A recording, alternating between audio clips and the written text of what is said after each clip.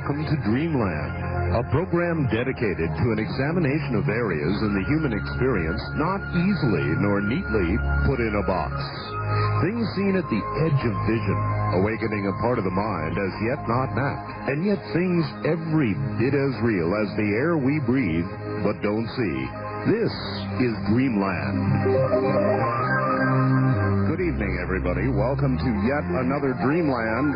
Very, very enjoyable series for me to do, as most of you know. We barely made it, but I guess what we did. And we've connected with Linda Howe, who is, believe it or not, at the Philadelphia airport, where I guess she just zoomed in. And that was a nail-biter. And our guest, of course, is going to be Bud Hopkins. Been looking forward to this one.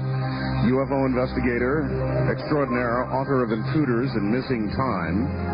So it should be, to say the least, quite an evening. I'm Art Bell. This is a sort of an unusual program. And if it is your first listen, I suggest you sit back in an armchair and prepare yourself, because this is some pretty fascinating stuff. Now, all the way to Philadelphia, literally, I guess, at the airport, and Linda Howe. And hi, Linda, you're at the airport, actually? Yeah, Art, I'm in a relatively noisy phone booth out here. I'm going to hope that we're going to be able to transmit all this well, and if you hear what sounds like the loudspeakers or the music of an airport behind me, that's because that's where I am. Understandable. I was in Eureka Springs this weekend at the Eureka Springs conference that discusses the large complex UFO phenomenon. One of the guests who spoke for the first time in 28 years about his experiences as a television producer and writer in 1972 to 74 with the Department of Defense, working on a documentary called UFOs Past, Present, and Future, was Robert Emenager.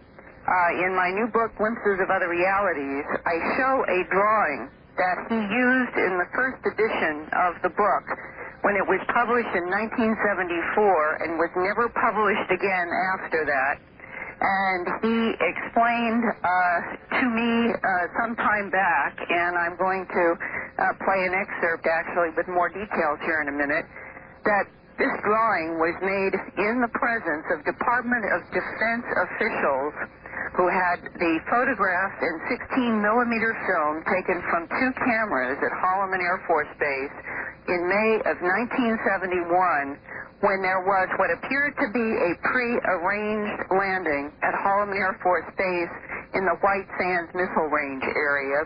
And what I'm going to play for you right now is an excerpt of his telling, really for the first time, the blow-by-blow as he understands what happened. And all right, Linda, let me ask, are you able to hear me, Linda? Yeah. Did you say a pre-arranged landing? Yeah, it assumes, it implies that there was some communication. All right, very good. This should be an interesting report. Go ahead. Here we go.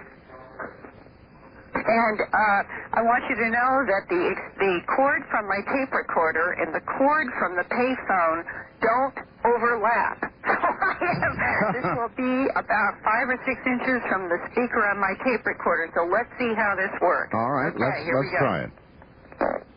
He said that there were three ships which were filmed by a ground camera and a helicopter. He even gave me the names of the cameramen. But none of them seemed to be in difficulty, or because of the way it sort of rattled down. It's a falling leaf. Kind of a falling leaf. And it landed at the base, but it seemed like there was some understanding ahead of time. I'm not sure about it, because they said they dispatched a couple the F-104s, I think, is that big monstrous, it's wonderful to see them, flying around, but to guide it down or to secure the area, they did have an alert at the base, and I understood that I was told that the commander of the base, fire chief, several other people were there as the craft landed and were waiting, and at the opening of the door, and out came, I guess, 1, 2, or 3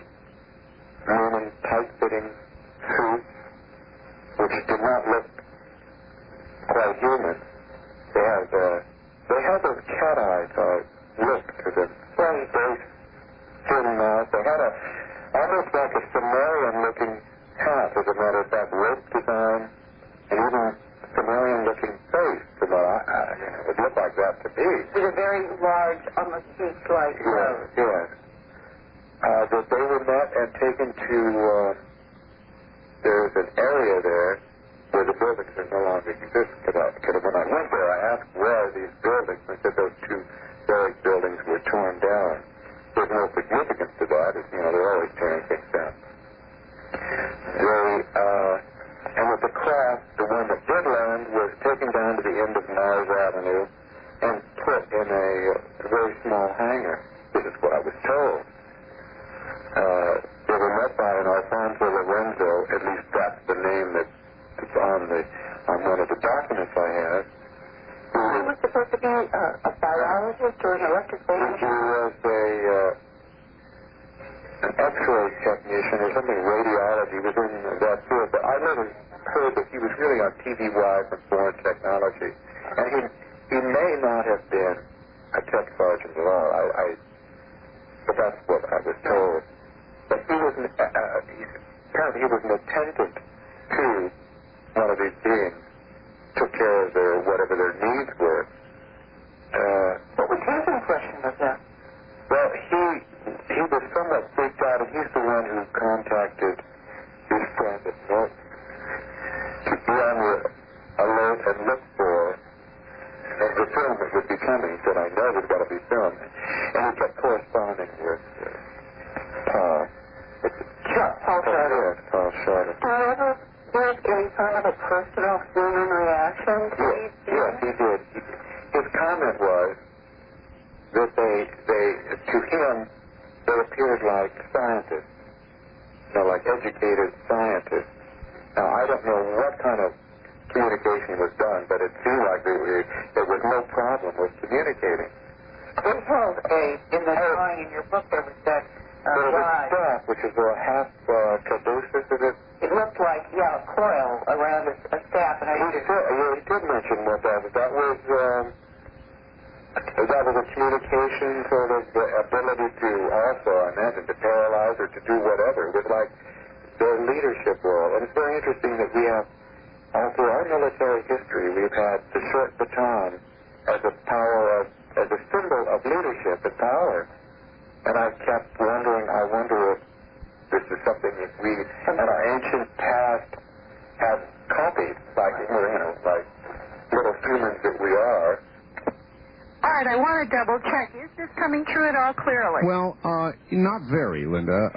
Not that's very. What I'm concerned about, and it's such an important interview. I understand. That So maybe what I ought to do is just give you a quick summary on this, and then next week do it again in the finer audio abilities I have in my office. all right, let's do that, Linda. Give me a summary because it sounded fascinating. What was the essence of the report? This is the very first time that Bob Emenegger has described the beings in any detail and using the term Sumerian. He said this was the context within which they were described, the same kind of pleated headdress that rose over a bulging head. He said the eyes did have vertical pupils. He referred to them as cat eyes.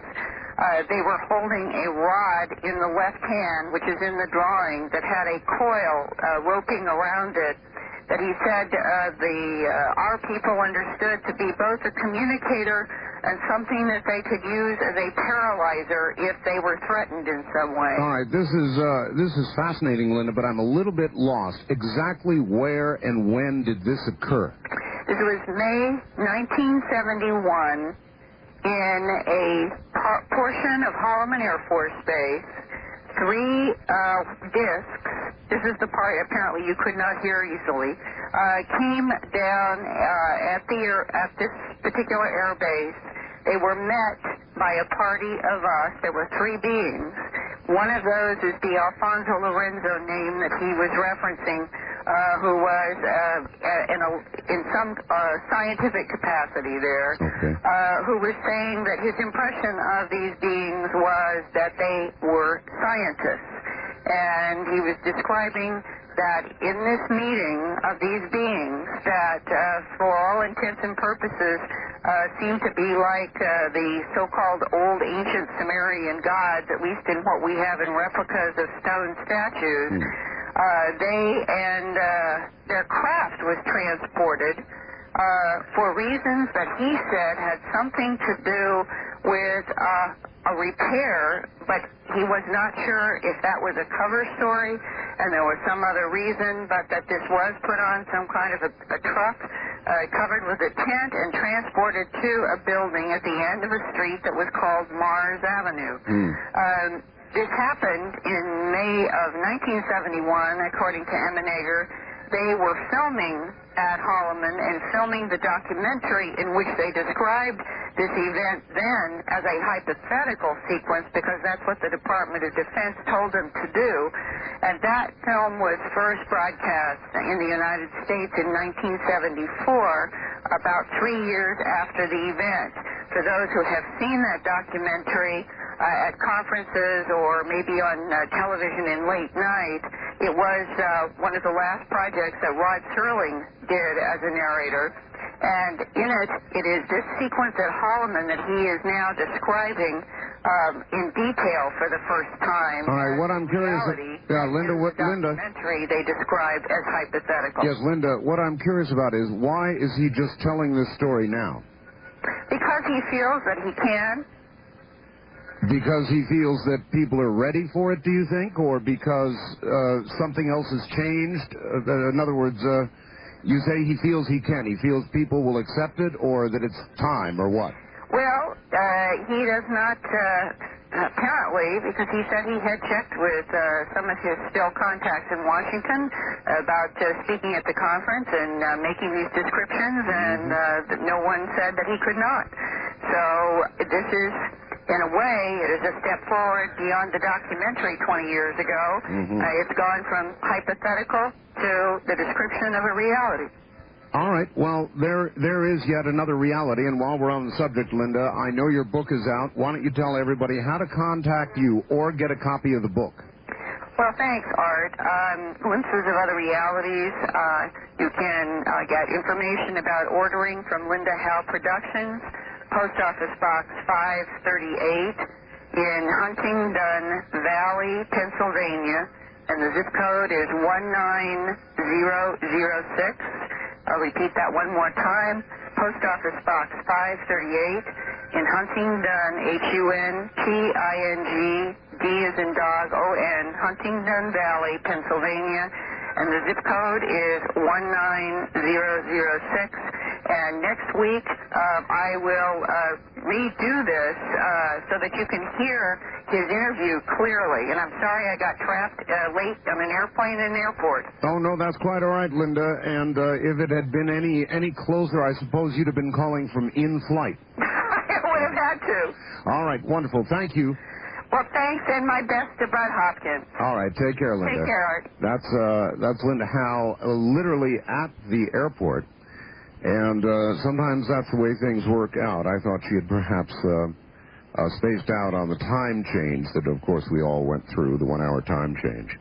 Well, on a summer afternoon in 1964, Bud Hopkins and 2 others watched a small, round, metallic craft maneuver in the sky over Cape Cod.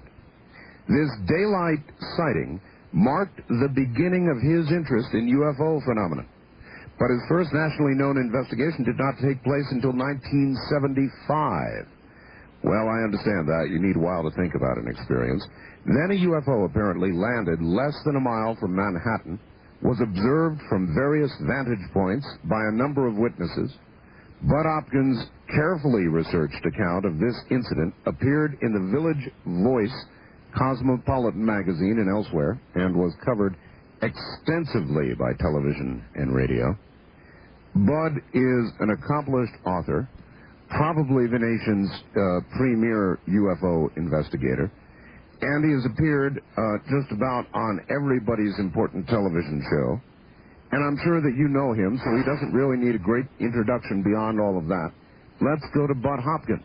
Bud, good evening. Good evening, Art. Are you able to hear me okay? I certainly can. I hope you can hear me. Just fine. Clear as can be. Bud, first of all, welcome back. We had you on Area 2000. Now the program is syndicated, and we're sure glad to have you back again. Listen, what did happen? I speculated there a little bit. I had my own sighting, Bud, and I had to sit back for a long time after it and think about it. Was that the case with you? Yeah, that was the case. And, of course, I didn't think of myself at any point of someone who was going to do investigations. I was making my art and exhibiting, and that was my life. And it wasn't until this friend of mine reported an object landing near his car and little guys getting out, little figures and so forth, right, in a quite dramatic way, that I just simply thought, I've got to look into this. And so I think I was sort of pulled into this business by circumstance rather than by choice. But I think you're right about sitting back and thinking it over. You see, no one can overestimate, really, the resistance all of us have to what this really implies. This is the biggest change, the biggest event in all of human history. It is, if it's going on. And the evidence is there, and it is so absolutely shocking that people who have the experiences are sometimes even more hesitant to accept their reality than the people who are just reading about them on the outside, because it is so shocking. Sure. As you got down line from your experience a year or so, Bud, did you find that you began to question the experience yourself in your own mind, or did you find it became more clear to you? Well, that's an interesting question. I would say, depending upon the day you might have asked the question, one or the other might have been the answer.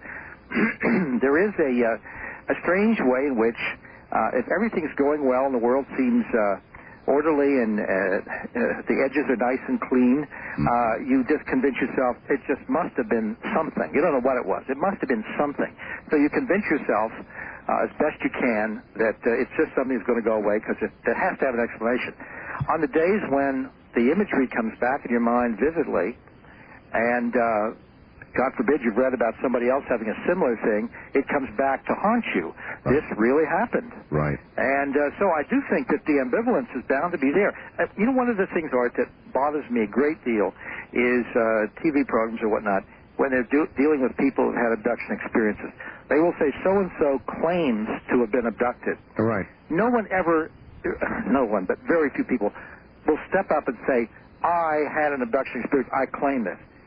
What people really say is, this happened to me, it is so confusing, it is so upsetting, it's totally real as far as I'm concerned, but it just can't be. I'm having trouble even believing it. Sure. So therefore, it's a long way away from a sort of a cold-blooded, clear-eyed claim for anybody.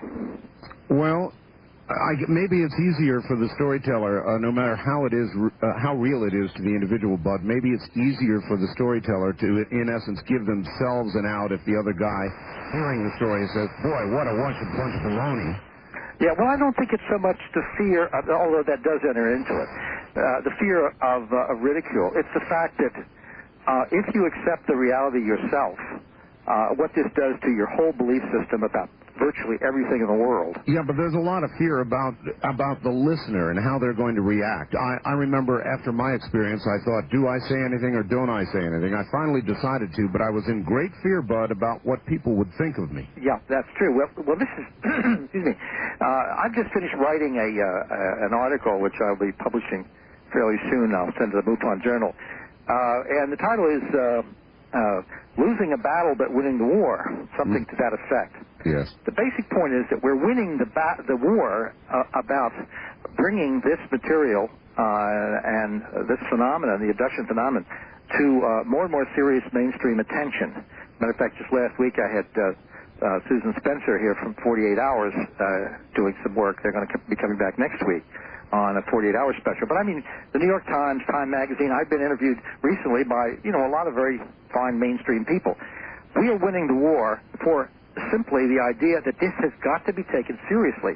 Whatever idea about it you want to have, whether you think it's some completely strange, new, modern psychological aberration or whatever, or whether you feel that these events are real, still more and more people are coming to the conclusion you can't just sit on the sidelines without looking into it. But the battle we're losing is the fact that a particularly virulent group of what I call true believers are people who believe that this cannot possibly be true.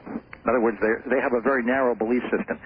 These people like to think of themselves as debunkers or skeptics or whatever, but there's a very narrow group of them who have set about almost single-handedly to make a climate exist, to bring about a climate of opinion that makes it almost impossible for serious people with a lot of risk to come forward and talk about their experiences. Sure. That battle we're really losing. I've worked now with maybe 450 people, something like that, one-on-one, who have had abduction experiences. And one of them was a NASA scientist. I was just approached the other day by my seventh psychiatrist who's had his own experiences, police officers, military, and so forth. Actually, a person I'm going to be working with shortly, her father was up for an Academy Award recently, a major category. These are people from all walks of life who now, of course, if they did come forward, it'd be extremely important for the credibility of the whole issue. Right, but I was going to ask, what happens to a NASA scientist who claims or claims publicly that he was abducted? Well, might be looking for a new job. I don't know. It's hard to say, but I would say to any NASA scientist in a situation like that, don't go public, because the climate that's been established of ridicule by these virulent reputation trashers, really, sure. Is such that they are trying to create a climate in which nobody can come forward and talk about this objectively in terms of personal experience without enormous risk. And to show you the level of the risk, I've received 2 letters, 2 different people, women, who had explored their experiences, and now we're in the divorce court, and their husbands were trying to get custody of the children on the grounds that the wives were crazy because they believed they'd had these experiences. You can imagine, if you were a neurosurgeon, or if you were a police lieutenant, would you ever come forward and talk about that under the present climate of ridicule? No, I don't think so. I advise people not to. It's really amazing that this many do, and if you get a chance to talk to them first, you say, no, don't do it. I actually do. Now, I'm involved in an extremely important case here in New York involving witnesses to an abduction that was evidently put on for people to see. I mean, a very important political figure was involved as a witness, and it was a kind of a show for this person, I believe, as the inferences you make from the evidence. And there are numerous witnesses, including a new witness that I had just recently uncovered. But the point is, I have given the advice to these people not to come forward because the skeptics are ready to savage anybody who reports this kind of experience. Well, I was about ready to ask you for some names, but obviously that's not going to happen, is it? Yeah, can't do it. Can't do it. And that's a big problem. That's a battle which we really are losing. How big a person are we talking about, Bud? Well, we're talking about, it's hard to say. Let's find an analogy. Let's say the importance of the level of, let's say, a former Secretary of Defense of the United States, a former Prime Minister of Great Britain, something of that level. Oh, that's we're talking very, very high. Yeah, but the point is... all right, Bud, listen, the point is we're at the bottom of the hour right now, okay. So let's take a quick break and we'll be right back. My guest is Bud Hopkins, and this is already fascinating stuff. You're listening to Dreamland on a Sunday night from the CBC Radio Network.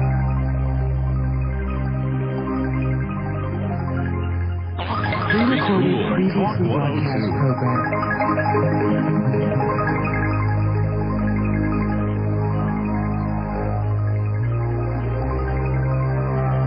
This is a pre-recorded previously broadcast program.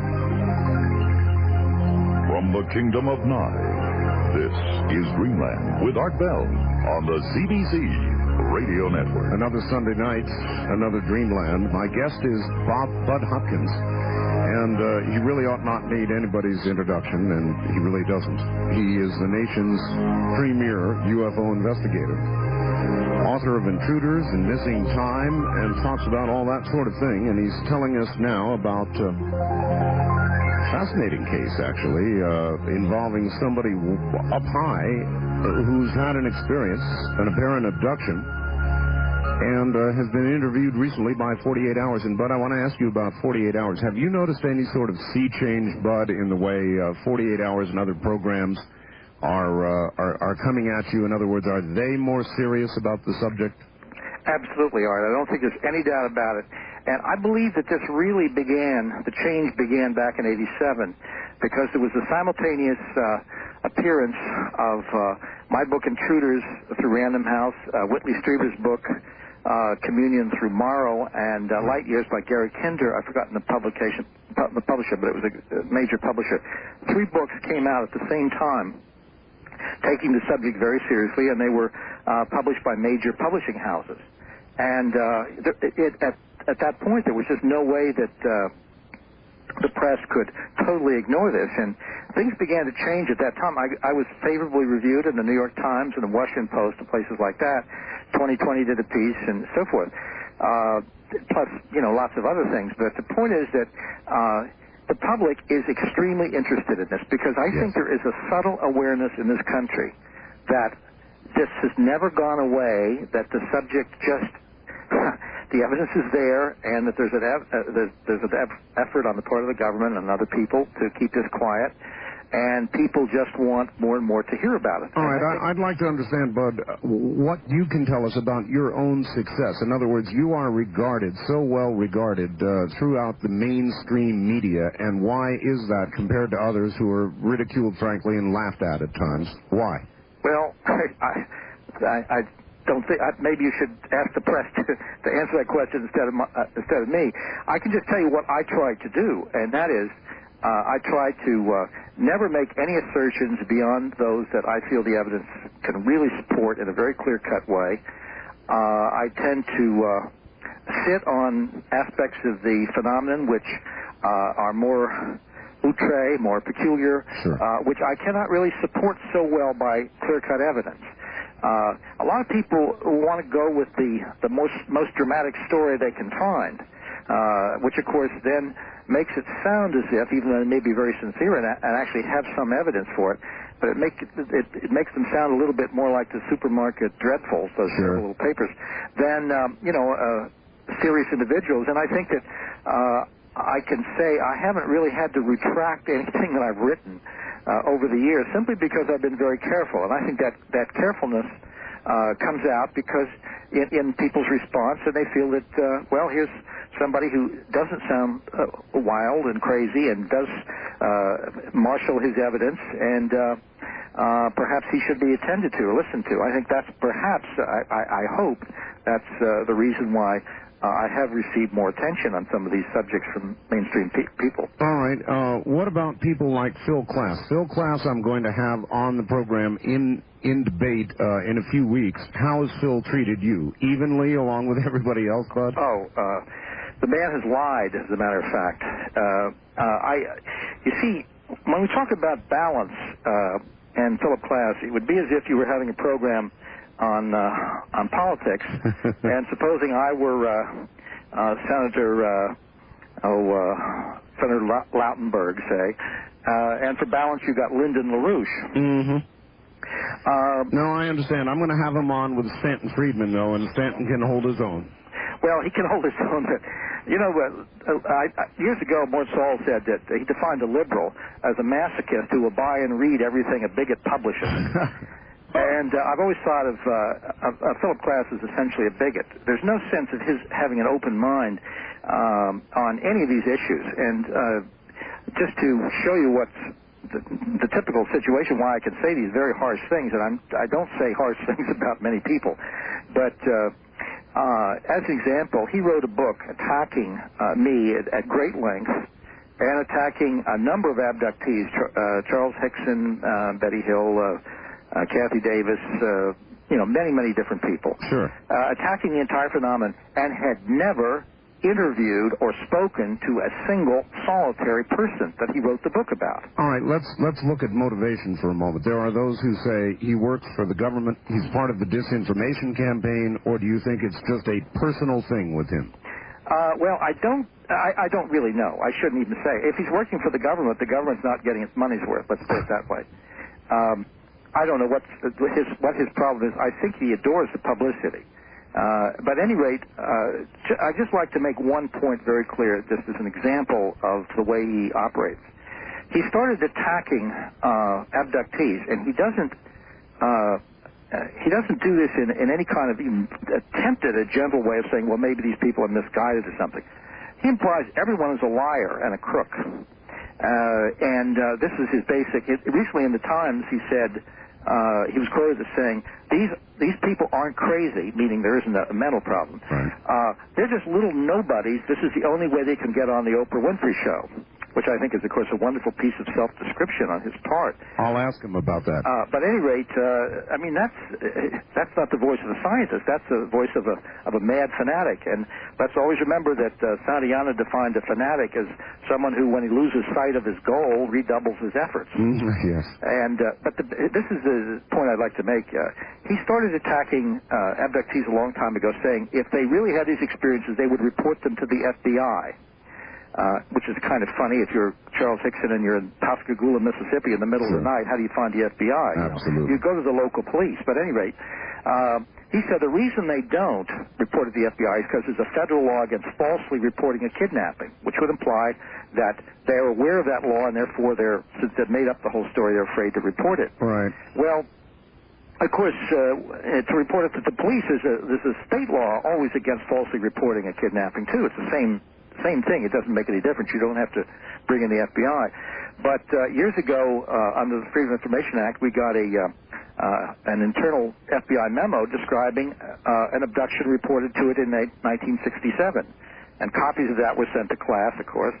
Meanwhile, when I did the Oprah Winfrey Show with him one time, the only time and I will never do it again, the only time I ever appeared with him, I handed him a copy of my letter to the FBI reporting all of the cases that I had been working on and demanding an investigation. Oh, really? How do you react to that?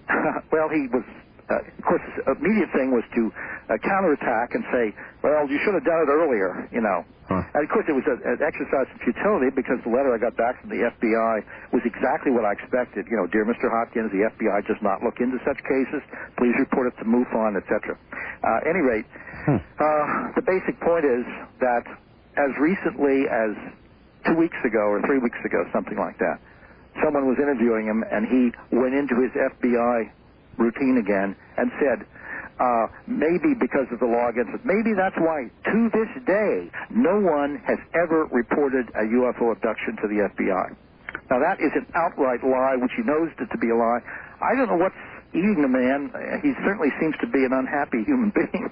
But I wish you well with your experience. I think I've talked as much as I want to about this man. Yeah, that's fine. My next question would be a really broad one, Bud. What is it, in your view, which is and has been for years now been seen in our skies? What are all these things? How many of them would you say are legitimate, possible extraterrestrial visitors of some sort?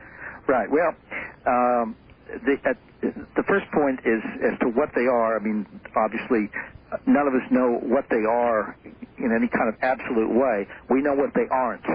Yeah, the word alien defines something in terms of what it isn't. You know, when I'm in Mexico City, I'm an alien. It doesn't say anything about me. The basic point is they're not from Nebraska or wherever. I mean, they are an alien phenomenon. Therefore, what we can say about their origin and their nature is always speculative. And I always quote, to show the impossibility of getting at it correctly, Scott Rogo once made the remark that he didn't, I think he must have regretted this. He was a good man and died far too young, but he did make this little slip, and he said he didn't believe that UFO occupants were extraterrestrial because they were not doing what extraterrestrials would do. Oh, and how does he know what...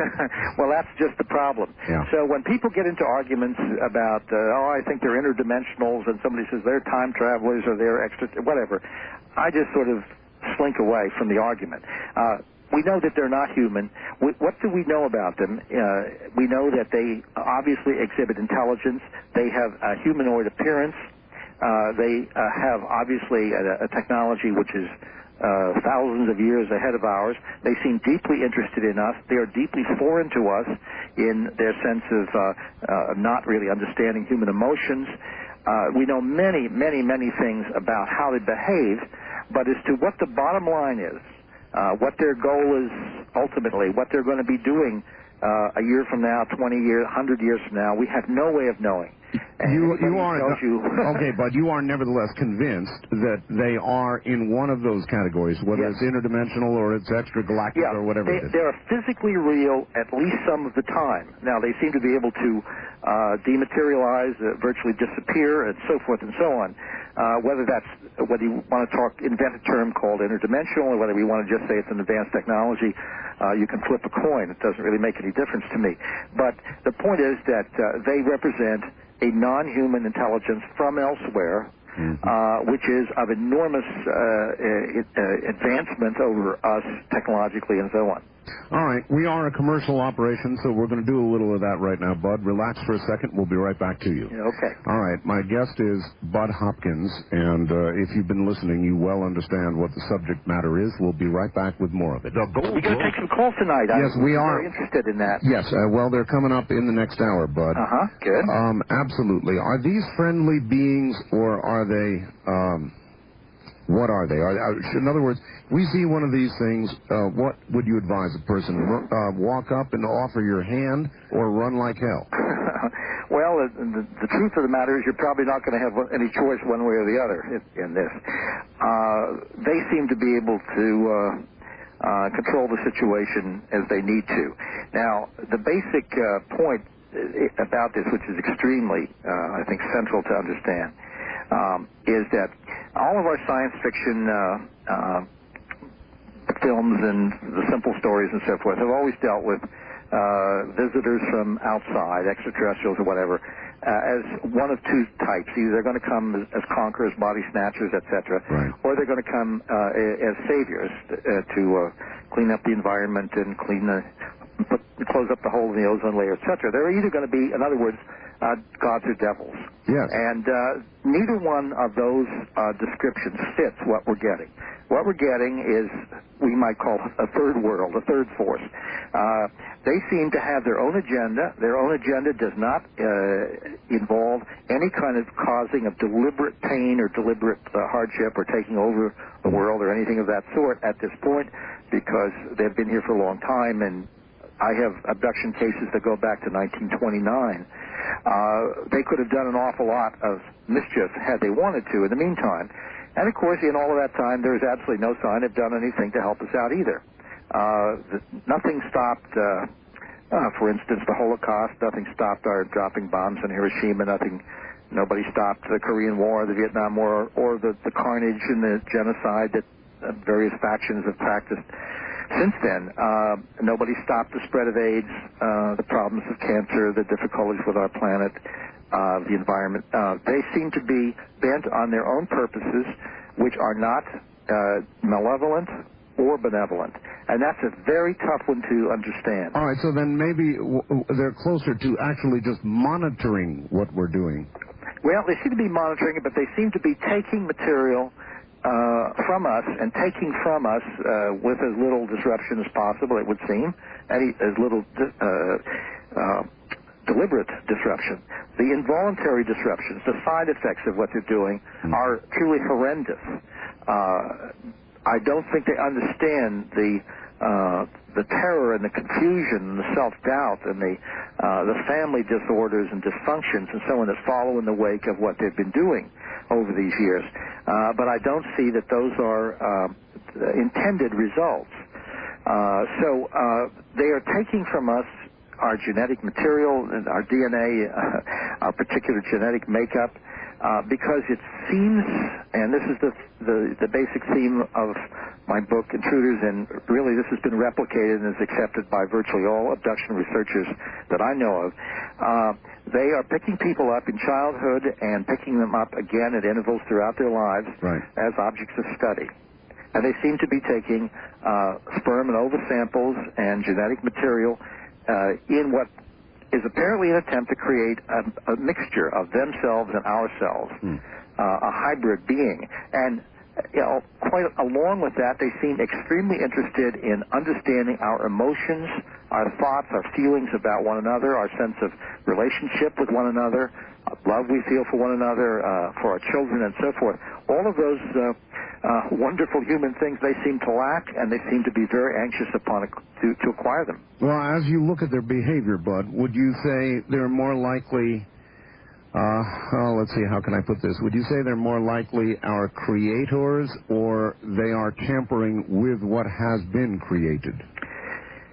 Boy, that's a tough one to answer. I mean, we're out in real deep speculation. I mean, there are a lot of people who talk about them as our creators and so forth. The idea being that we must have some common genetic root for a hybrid program to work.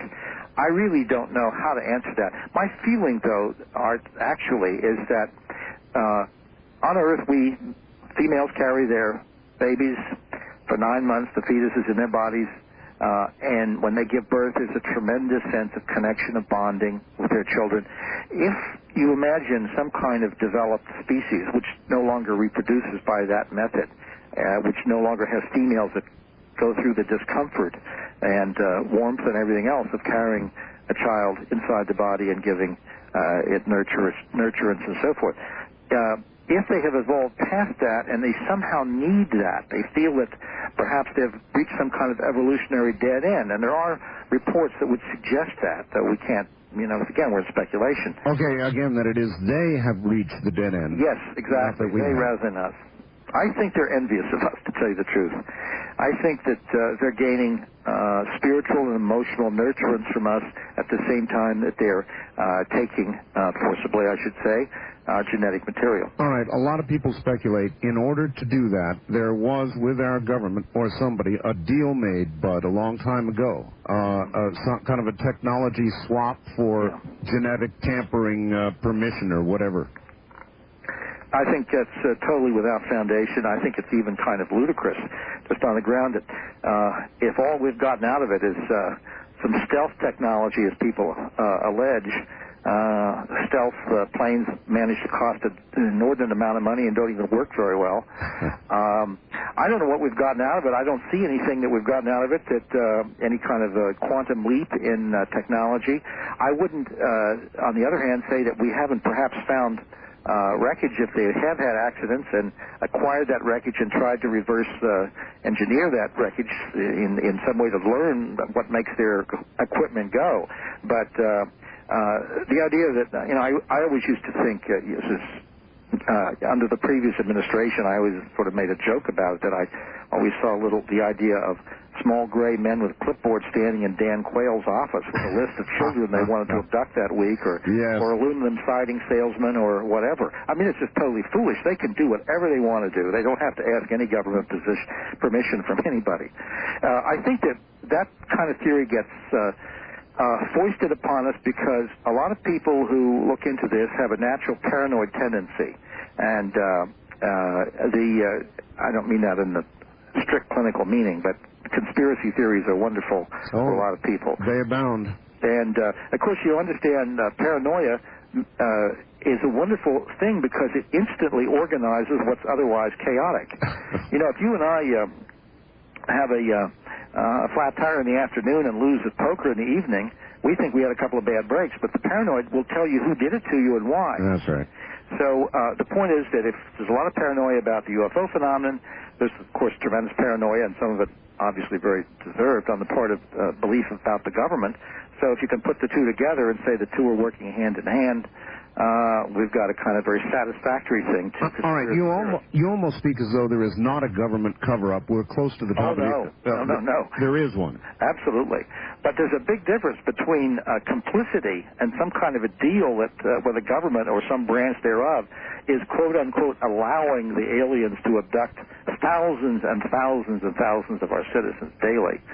So, in other words, you think the government may understand that it is here and that they are here and even have evidence of that, but not really know what the story is themselves? Absolutely. I think that their knowledge is far more extensive, I'm sure, whatever branch this is, than my knowledge or anyone else's. But the point is, what can they do about it?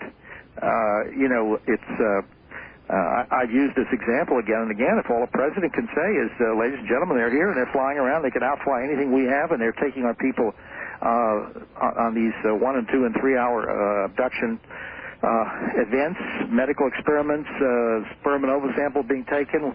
They erase people's memories. We have no idea what it's ultimately leading to, whether they're going to be friendly or not. We don't know what this is all about. There's nothing we can do about it. Thank you. Good night. We'll talk about it when we hear more. So in other words, why say anything? You're just going to scare a whole bunch of people. Could you imagine being in the bond market when something like that drops? No, I cannot. Bud Hopkins, hold on. We're going to take a break, top of the hour, then we'll come back and take phone calls. This is Greenland. On a Sunday evening, I'm Art Bell. My guest is Bud Hopkins, nation's premier UFO investigator. Get close to your telephone. Get ready, because you're about to have an opportunity to speak to him.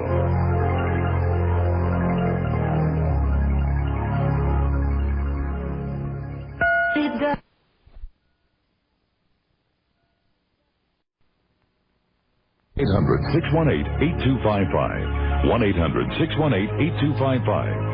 First-time callers, area code 702-727-1222. Or the wildcard line at 702-727-1295. This is the CBC Radio Network. And we own the night or evening, whatever day part it happens to be. My guest is Bud Hopkins. And as the man just told you, those are the telephone numbers. The telephone lines are now open.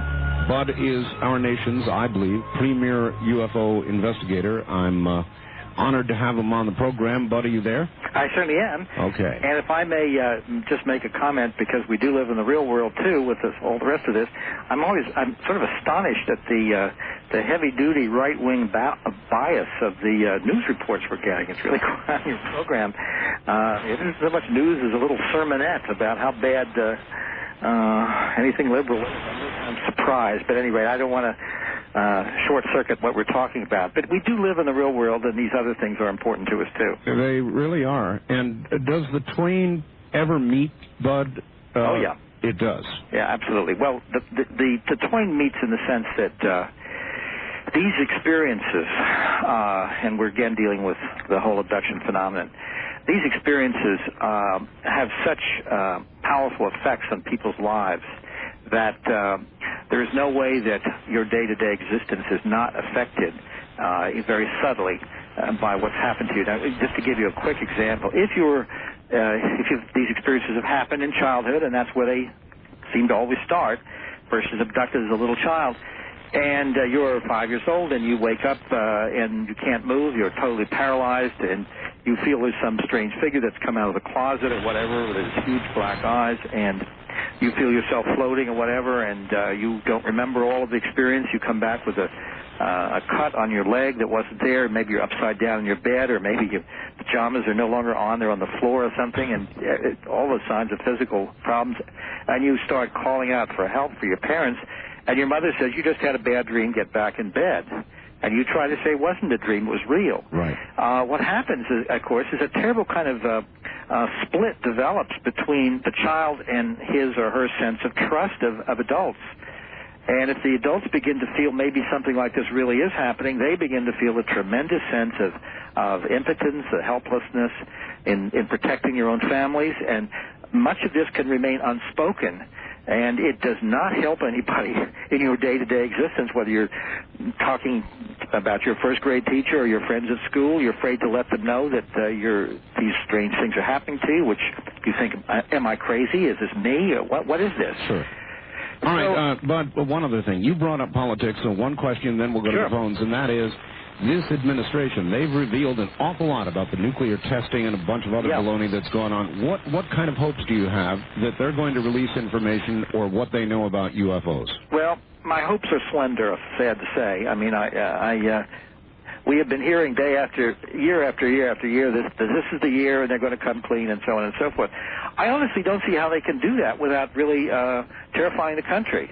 They've put themselves in a completely terrible position by the government cover-up program, because by denigrating the experiences of literally millions of people, they're really saying, you didn't have these experiences. You either made them up, you're a liar, or you're mentally ill. It didn't happen. Some problem psychologically. This is, of course, very much like on a national scale what I was describing within a family, where the parents are telling the children, this didn't happen to you. You just had a dream, and the child knows it wasn't a dream. The people who've had these experiences know that the government is lying to them. And, of course, it means that they have no place to go for help, although we're trying to supply that as best we can with our limited resources.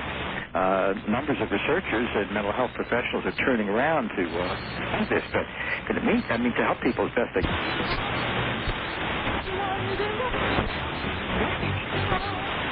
Enormous damage, and of course, if they admit now, after years of lying about it, as I said, I wouldn't want to be in the bond market when this happens. So they're really in a spot. Right. All right. Let's take some phone calls. On our toll-free line, you're on the air with Bud Hopkins. Good evening. Where are you calling from, please? Portland, Oregon. Portland, Oregon. All right. Go ahead. Well, I had a recent experience, and I was just wondering how familiar this is. Not too long ago, I had just gone to bed with my fiance, and it was quite late. It was about midnight, and I felt as though something had entered my room, and I opened my eyes, or tried to open my eyes, and my vision started to just kind of blur, and then my hearing went out, and I was completely paralyzed. And all I really do remember seeing is something kind of dark, and not too huge, but kind of large. And then I remember trying to yell or scream for my fiance, and all I remember being able to do is kind of mumble and groan a little bit. And then not too long after that, he was shaking me, as if he was trying to wake me up. And then after that had happened, I still couldn't move or hear or anything. And then there was like this loud wind in my ears. And then I was able to get up and scream and tell him to turn on the lights. And that's basically all I remember, except for that the next morning I woke up and had a bruise across my shoulder that hadn't been there before. No. Well, this is something that should definitely be looked into, and we have some people in Portland. You're very fortunate to be in a city where there's a very sensitive investigator whose name I don't want to give over the air here. This is what I would suggest you do. If you write to me, this is the address for anyone who wants to describe an experience. Just write to me, care of IF, just the initials IF. It stands actually for Intruders Foundation, but just say IF. Okay. Box 30233. Okay. And that's New York, New York. And the zip is 10011. Okay. Now, if you write to me, and we will put you in touch with a very skilled and helpful and very, very warm person, an investigator in the Portland area who has had these experiences herself. And she has a support group and people who can be of help. But your experience should very definitely be looked into. All right. Well, I have another question. Does this usually happen because not too long before that I had kind of a sighting. I'm not too sure exactly what I'd seen, but it was definitely something not usual or out of, kind of... All right. Listen on the radio for us, please, ma'am. Is that typical sighting and experience? It's not necessary. Many people have these experiences without remembering a sighting or without having had a recent sighting. According to the Roper survey, it would suggest that perhaps more people have had abduction experiences than have had UFO sightings. We used to think of the abduction as a kind of a bizarre, very minor aspect of the whole phenomenon, but now I think it's, of course, the central purpose, and UFOs are, as it were, the getaway car. And as I pointed out, we spent originally, before we accepted the idea of abductions, we spent many years trying to get the license plate number on the getaway car without having figured out what the crime was. Right. So UFO sightings are not necessary for someone to have had these experiences. All right. On the wild card line, you're on the air with Bud Hopkins. Good evening. Where are you calling from, please? Good evening. This is Fritz from Los Angeles. Los Angeles. Yes. Okay, Fritz. Go ahead. Now to a very serious, sensitive subject about the alien. Way back in 1965, I learned about two alien federations on a cosmic doorstep. Now, the kind ones with a democratic, utopian, free will belief, and the not-so-kind ones with a socialistic, I'm your leader, you will follow me system. What I want to say is that for hundreds of years there has been a great conflict over who will connect with this solar system. Now, my question to Bud is, have you heard new research run into this conflict about the two alien races out there who want to take over the Earth sooner or later. All right, thanks, Fritz. Well, we've got the left and the right in this country. It's kind of a question about extragalactic politics. I would say that what's been described here is essentially, with all due respect to Fritz, it sounds to me like the kind of projection that we get from people who want to put this in the duality of gods and devils, gods and demons, and so forth, that I was talking about earlier before. I haven't seen in the 18 years I've been doing this kind of research, I haven't seen any sign that we have different groups doing specifically different things. Now, we have different physical types described from time to time, but they very often are seen in the same ship doing the same kind of work with human beings that I've been describing. Do you think that they are in contact with each other, aware of each other, or are we being simultaneously contacted or sporadically contacted by many different groups and different origins? Very hard question to answer, Art. What I said, though, essentially is, as an example, in one California case, the woman reported small gray figures with huge heads and black eyes, and a tall figure that was more insect-like with huge eyes. People have made associations with the praying mantis look and so forth. And in that same ship was a, relatively speaking, normal human being. But they were all cooperating in these genetic experiments as I've been describing. So it would seem that we don't have different groups doing different things. I suspect that, although we have no idea where the place of origin of these figures are or whatnot, there doesn't seem to be a different groups doing different projects. Kind of a consortium, then. Yeah, it would seem to be. All right. On the first-time caller line, you're on the air with Bud Hopkins. Good evening. Well, good evening. I can't believe I got through. You have. Where are you calling from? This is Bill in Albuquerque. Yes, Bill. And I wanted to ask Mr. Hopkins if he's the one that wrote Missing Time. I read that book, and I forgot it completely. Is he with the aliens? You mean you had a missing memory about a book, right? Yeah, about your book. No, my question is brief. I want to know if you think that we have experimental aircraft that flies as fast as the speed of light. All right. All right, Mr. Bell's guess. I would doubt that very seriously. I'm not a scientist, but I would doubt very seriously if we have anything that remotely approaches the speed of light. I think that there are undoubtedly aircraft under, in the planning stages, advanced aircraft of one sort or another, and also there is evidence that has come up actually in Nevada and so forth that would suggest that perhaps there's been some reverse engineering of crashed UFOs, which would suggest attempt to try to get something to work. But the idea that we've got anything that can go near the speed of light, that if somebody had that, NASA would be out of business and somebody would be making zillions of dollars at it and so on. So, what about modes of travel, Bud? I've heard a lot of people talk about the bending of time and space and a leap across that bend. Have you heard a lot about that? There are lots of theories of that sort, and we really don't know what to make of it. I mean, I don't. As I say, I leave that kind of speculation to other people. I'd rather stay with the data and away from heavy speculation. It's fun to do, but we know that this is going on in the lives of many, many millions of people, actually. How they get here, how they travel, where they're coming from.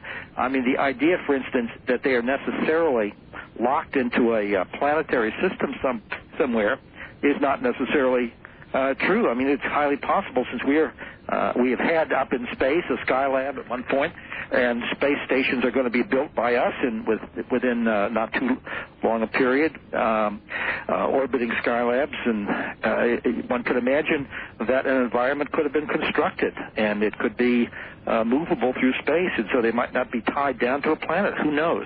All right, good. Well, I think that's why you're so highly regarded. You don't, on a moment's notice or a second's notice, leap into the unknown. We don't. Yes, we don't know. Good. All right. Good evening. On the toll-free line, you're on the air with Bud Hopkins. Where are you calling from, please? Lawrence Laboratories, Livermore, California. Very good. Well, I'd like to contribute by helping Bud Hopkins and your audience understand the nature and the origin of UFOs. All right, sir. Are you on a speakerphone? And if you are, could you pick up the telephone? Well, I can't do that because I'm in an unsecured area, and I don't want my fellow workers to know tonight. That's just fine, then. Go ahead. We'll put up with it.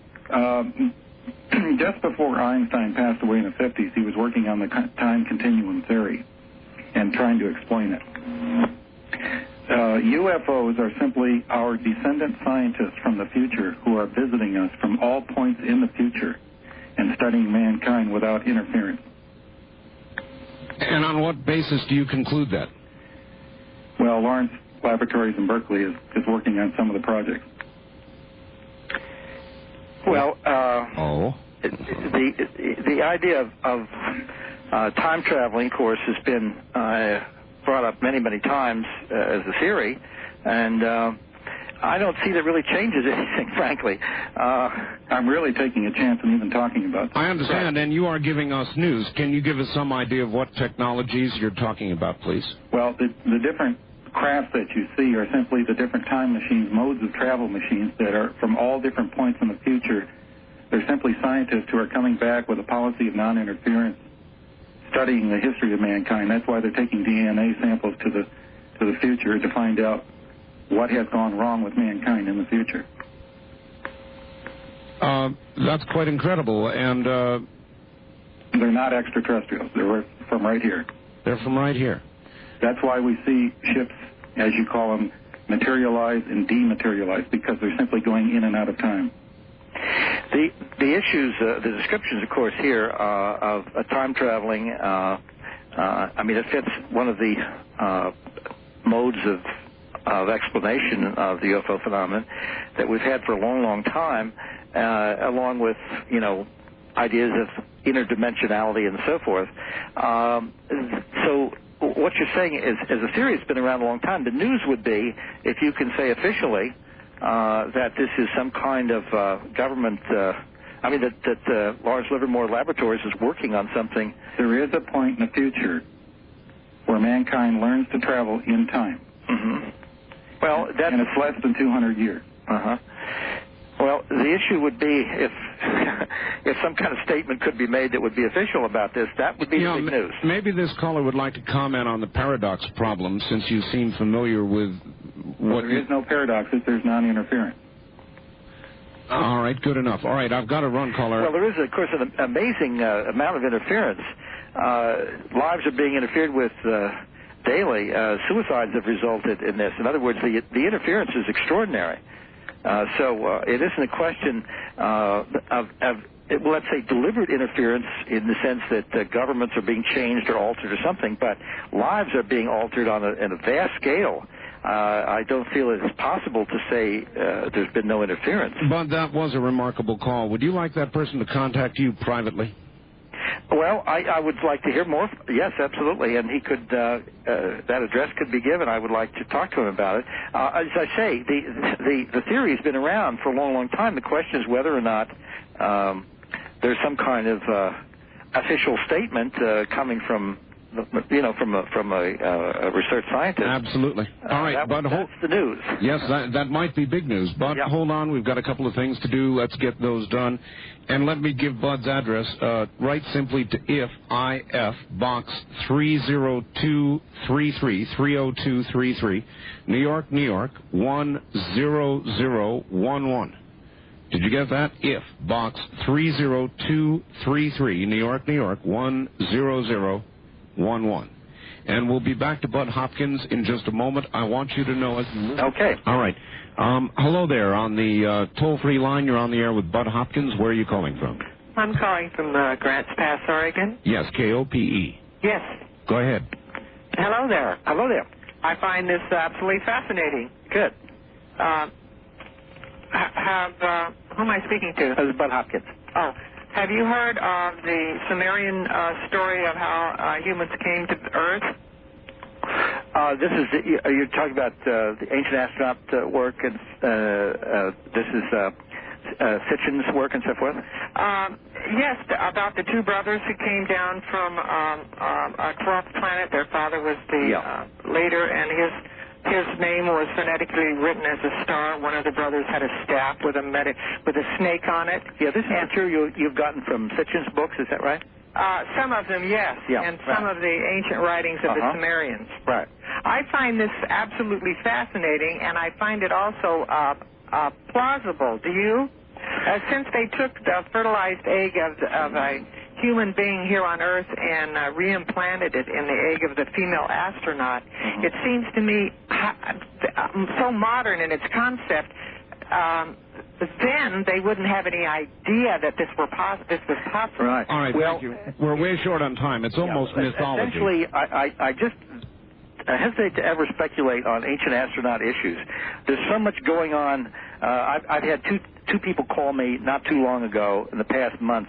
Two people call me after they had been returned from an abduction that had ended within about a minute or two from their phone call to me. And to worry about the Sumerians at this point in my life seems a long way away. I'll leave that to the historians. All right, Bud, we're at the bottom of the hour. It's almost mythology, isn't it? Yes, it really is. All right, Bud Hopkins is my guest. This is Dreamland on a Sunday night. I'm Art Bell. If you'd like to join us, pick up a telephone. I know it's very busy, but keep trying. You will get through. You're listening to the CBC Network.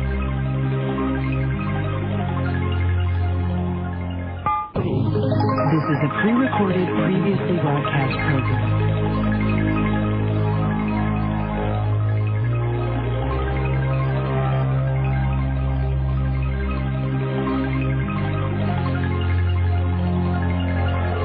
From the Kingdom of Nye, we continue with your calls on Dreamland with Art Bell. Call Art now toll-free at 1-800-618-8255. 1-800-618-TALK. First-time callers, area code 702-727-1222.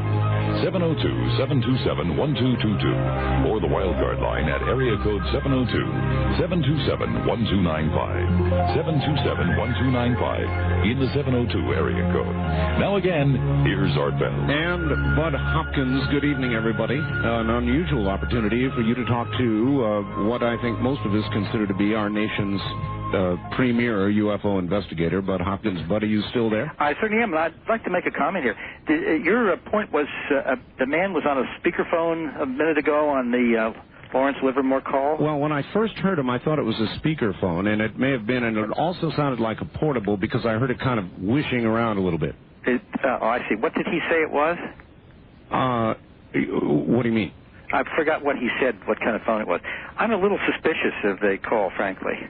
Yeah, I'm glad you had a chance to think about it. You thought it was perhaps not real at all. People don't tend to call and say, I'm calling from Lawrence Livermore Laboratories, to tell you the truth. It's true. If someone is from a very highly secure area making a phone call and having his voice go out and so forth with apparently sensitive material, it's not the sort of thing that you announce on them. It is true. We're talking careers here. Yes, exactly. It's much more likely to say I'm a truck driver who stopped at a truck stop here, but I have this information. Yeah. This is what I have heard or something. Anyway, we can move on, but I just wanted to say for the audience, I may be doing this gentleman an injustice, but I'm not so sure about it. Let's see what you get in the mail. Okay. All right. On the toll-free line, you're on the air with Bud Hopkins. Good evening. Hi, I'd like to... All right, hold on, sir. Don't do anything yet. Turn off your radio first. That's number one. Okay. All right, now tell us where you're calling from. All right, my name is Eric, and I'm calling from Eugene, Oregon. Eugene, Oregon. All right, go ahead. And I'm calling to find out, are you familiar with Al Bielek and his time travel experiments? Yes. And how likely are they right now? How likely do you think that they are? All right, thank you. That's a question about the credibility of Al Bielek. Yes. Well, that's a hard question for me to answer because I'm not as familiar with it as I should be. I'm aware of it. I know that he has devoted a lot of time to writing about it, lecturing about it, and I would prefer to just let this one kind of dangle. I don't like to step out and pontificate in areas that I'm not as sure as my knowledge and information as I should be. All right, well, let this one go. All right, let's go away from Al Bielek, though, and let me ask you about the Philadelphia experiment. Did something, in your view, Bud, happen? my general sense is that no, it did not happen in the way it was originally reported. Now, of course,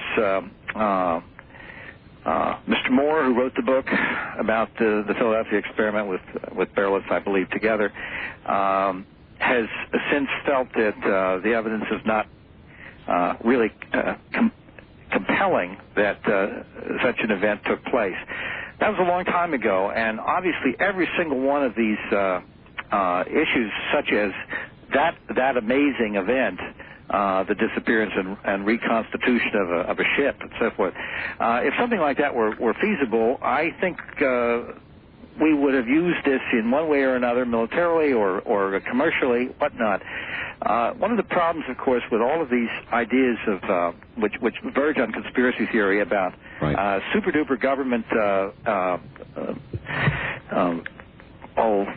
military gear or material that could have military usage, is that people forget we went through a war, and the Gulf War recently, and of course we had no real special equipment in that war that gave us the ending we would have liked to have had. If we had had some really incredible equipment, I think right now, as I've always said, Saddam Hussein would be sitting in a jail cell right now next to Noriega, and we would still have Bush as president. We would still have the head of the CIA as the head of CIA. The Joint Chiefs of Staff would still be in place, and so on. None of that happened. All right. Well, that's a really good point. What about the other major event in fairly distant history? The one in New Mexico that Representative Schiff is now going to cause the GAO to apparently investigate. Well, that's a very different issue because that has to do with alien technology, not military technology, such as the Philadelphia experiment would indicate. This is an alien event. I have absolute now, after many years of studying the evidence and noticing more evidence as it's accumulated, some very good research. Don Schmidt's been doing wonderful research on that, so is Stan Friedman, a number of people. I think that I definitely feel that something crashed, a UFO crashed, or two perhaps. There was the speculation that two collided.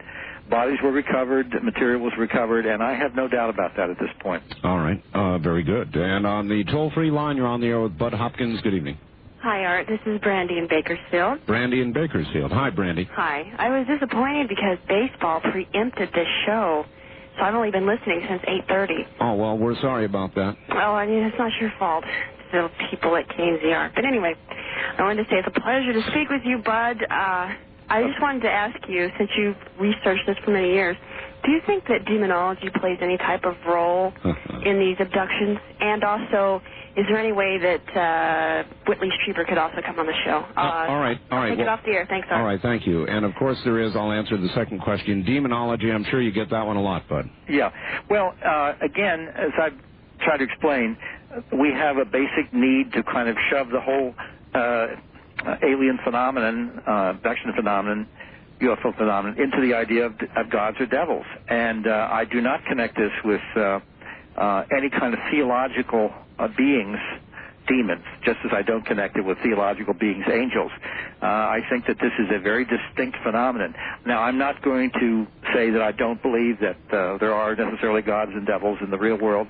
I don't want to get into a theological hassle here. We'll get a million calls from people consigning me to hell for my opinion, so I will stay away from that. But I definitely feel that this is its own business. It is not connected with demons. There are very, very possible mistaking identity situations where people feel the child is possessed of a devil or whatnot who is having abduction experiences, and it might be kind of hard for some people to tell.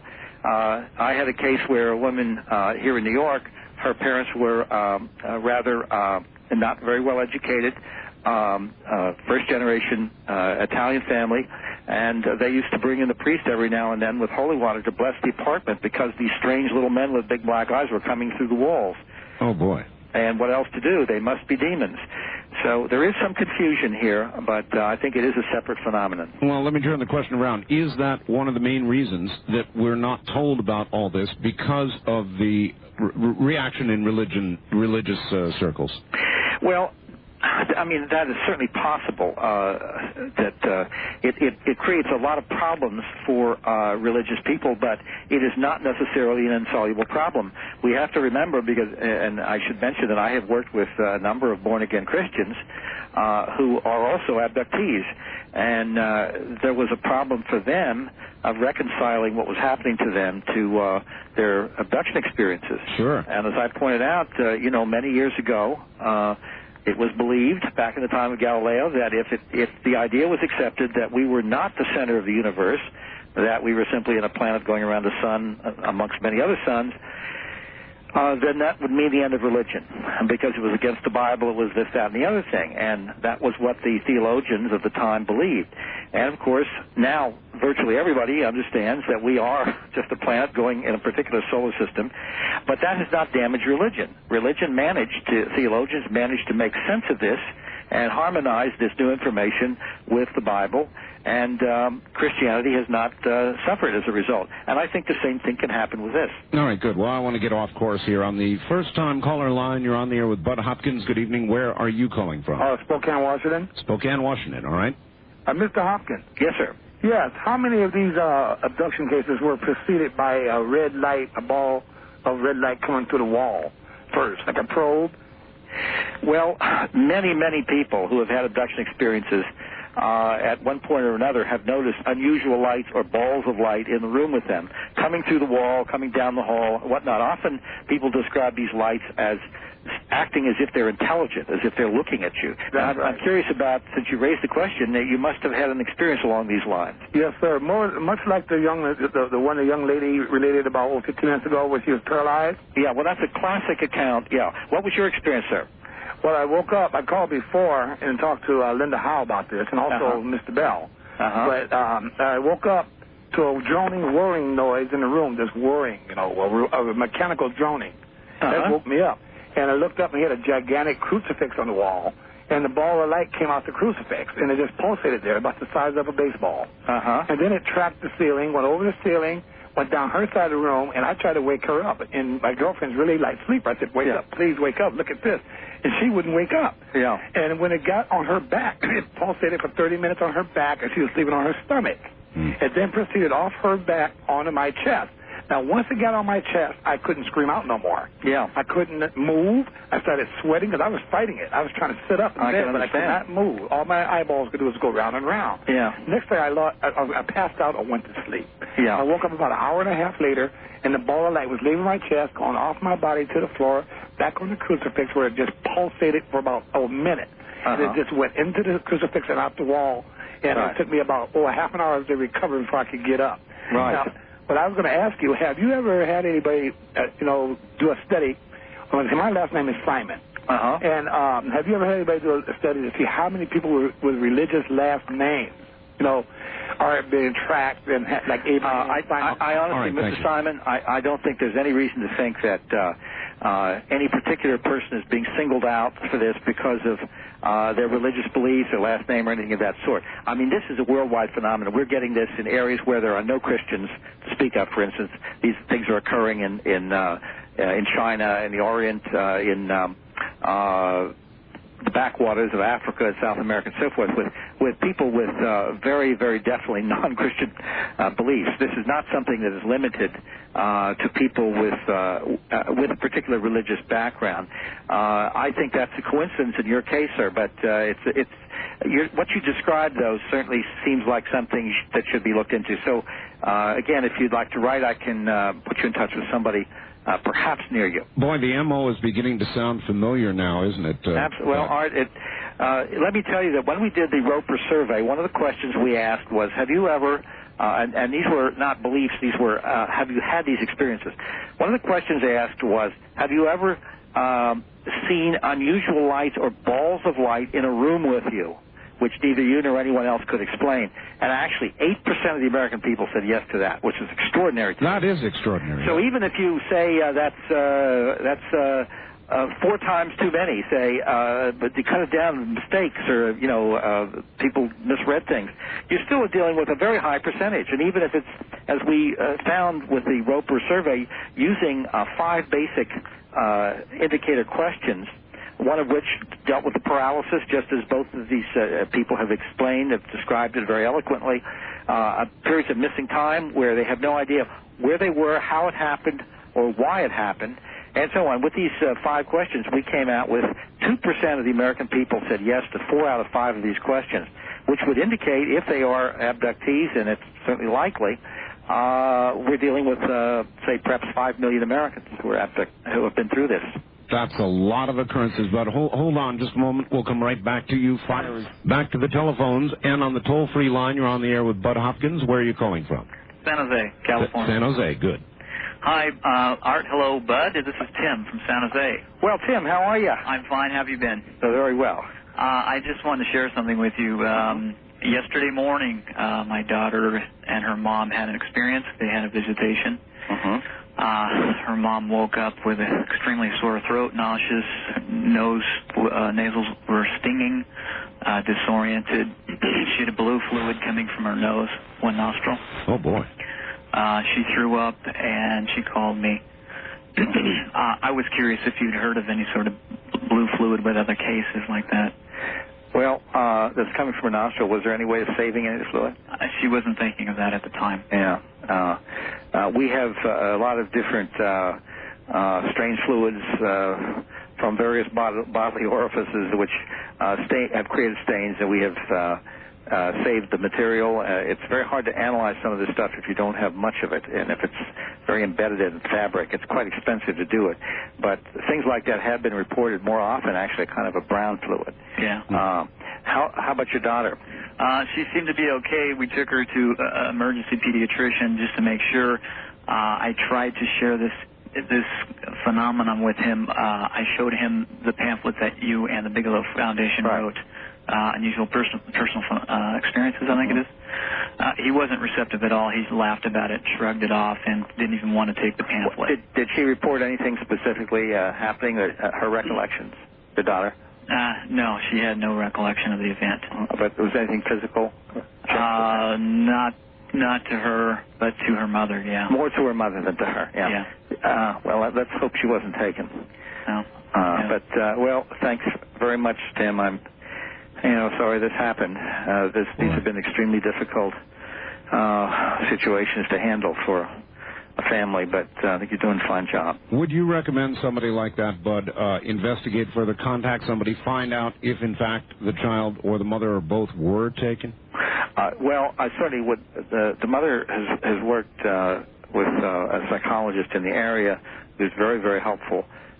Done a very good job, and since I know Tim, there are various people in the area, including another pediatrician and others who could be helpful. We do have quite a group. This is generally in the San Francisco area.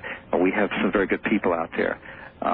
So Tim has got some support, which is very helpful to him. And but is there any geographic area that is visited more frequently, apparently, or is it just simply completely random? It's very, very hard to tell because obviously what you hear about is only what the press or letter writers or whatever are willing to present. And of course, if it's a very conservative community where this is frowned upon, you're not going to get people talking about it as openly. For instance, in New York City, I have people reporting these experiences who are, let's say, white middle-class people, etc. I have quite a few African-American background people and Hispanics, but very few Orientals. And it isn't that I think this isn't happening to Oriental people, but I think that in such numbers, I think that there's a reticence, perhaps, as a societal norm in that particular group to talk about this sort of thing. Some sort of cultural bias. Exactly. So if you go to, for instance, a Bible Belt town in the South, there might be a lot going on, but it might be attributed to demons, or it might be something that people feel hesitant to talk about, and so you simply would think, well, we have a big blank in this area, we're not getting any reports, and yet that might not be the case. No, that's a good point. On the wild card line, you're on the air with Bud Hopkins. Good evening. Yes, good evening, Art. Fascinating show this evening, because I'm curious, going back to when you talked about a lot of this happens to children when they're younger, have you ever discovered that this was either a cover-up for child abuse, or the child abusers have used this guise or for UFO abductions. All right, or Bud, the other way around. Well, that's a very interesting point, and I'm glad you brought that up, because this has been let's say the explanation du jour of many groups of skeptics on the subject, that the essential point is people they believe are being sexually abused and are somehow blanking out that memory and substituting for it a fantasy where they bring in aliens, which is an issue they can handle better than the fact that it was old Uncle Sid or Aunt Martha or whoever who did the abusing. And, of course, if that were the case, we would expect to find amongst abductees a very low level of people reporting sexual abuse. And, in fact, from the work that was done by Dr. Kenneth Ring and other people with abductees, we get just as high a percentage of abductees reporting sexual abuse by normal humans in the bad old way as we get with people who have not had abductions. So there's no sense that then these people are, as a group, are substituting abduction experiences. Since they're remembering the child abuse too. What's more, and I'll give you a very quick and very sad story, I have a number of cases like this. In this case, told me by the mother, her little boy, and this is rather graphic, and I'm sorry about this, but her little boy at the age of, I think he was 5 or 4, she was divorced. He was having, the husband had visiting rights, and the little boy would stay with him on the weekends. And the mother said, who was a registered nurse, she found her little boy in his bedroom with a screwdriver, which he was trying to insert in his rectum. Oh, my God. And he told her, when she was, of course, horrified, he said, that's what the man does. He uses a tool or something like this. Well, at any rate, she naturally assumed sexual abuse on the part of her husband, who vehemently denied it, but she went to court and got a court order barring her husband permanently any visiting rights whatsoever with the child. And the husband moved away, and of course, within a couple of months, the child was again talking, and he had some damage to the tissues, rectal tissues. He said the men had come in again, and they had big black eyes, and he was frightened, and they had used some instrument there. And plus a whole other range of things he was describing. I wonder how many times Uncle Sid is in jail because of an abduction. Well, I can assure you that it must have happened, because I have many cases where, a number of cases, one in which a woman had thought that she had been raped by her father at the age of 12. And that she had harbored these feelings all her life, never accused him. He never really changed his behavior. But the description of the rape scene, which I can't even go into, it's very, very odd. There's nothing about it that sounds like a rape, but her father was present. And as we explored the experience, it seems that it was an abduction of the two of them. And at one point, he was in the ship without clothes, as she was in the ship without clothes, and things are being done to the two of them. So it was interpreted as a rape. But I can assure you that just even the questioning from what she remembered consciously had nothing about it that suggested violence. She remembered that she was lying down, that she was unable to move, that she had no clothes on whatsoever. There was no sense of any violence or struggle. She felt that something was inserted into her body. There was no sense of another figure, of another body in relation to hers, etc. That her father was standing off to one side, unmoving. Nevertheless, but it isn't really a defense you'd use anyway, is it? It wasn't me, it was the grave. No, it wouldn't hold any water, and I really do feel... Now, see, there may be some cases. I would not ever say that there aren't any cases where what the gentleman suggested might not have happened, where somebody could have invented some sort of story. Lord knows the mind is very fertile when it comes to trying to cover up trauma and rationalize. It is. It reaches out and tries to explain. Bud, we're at the top of the hour, so relax for about 5 minutes. We'll do one more hour. Okay. Bud Hopkins is my guest. Fascinating night. We'll be back with more in about 5.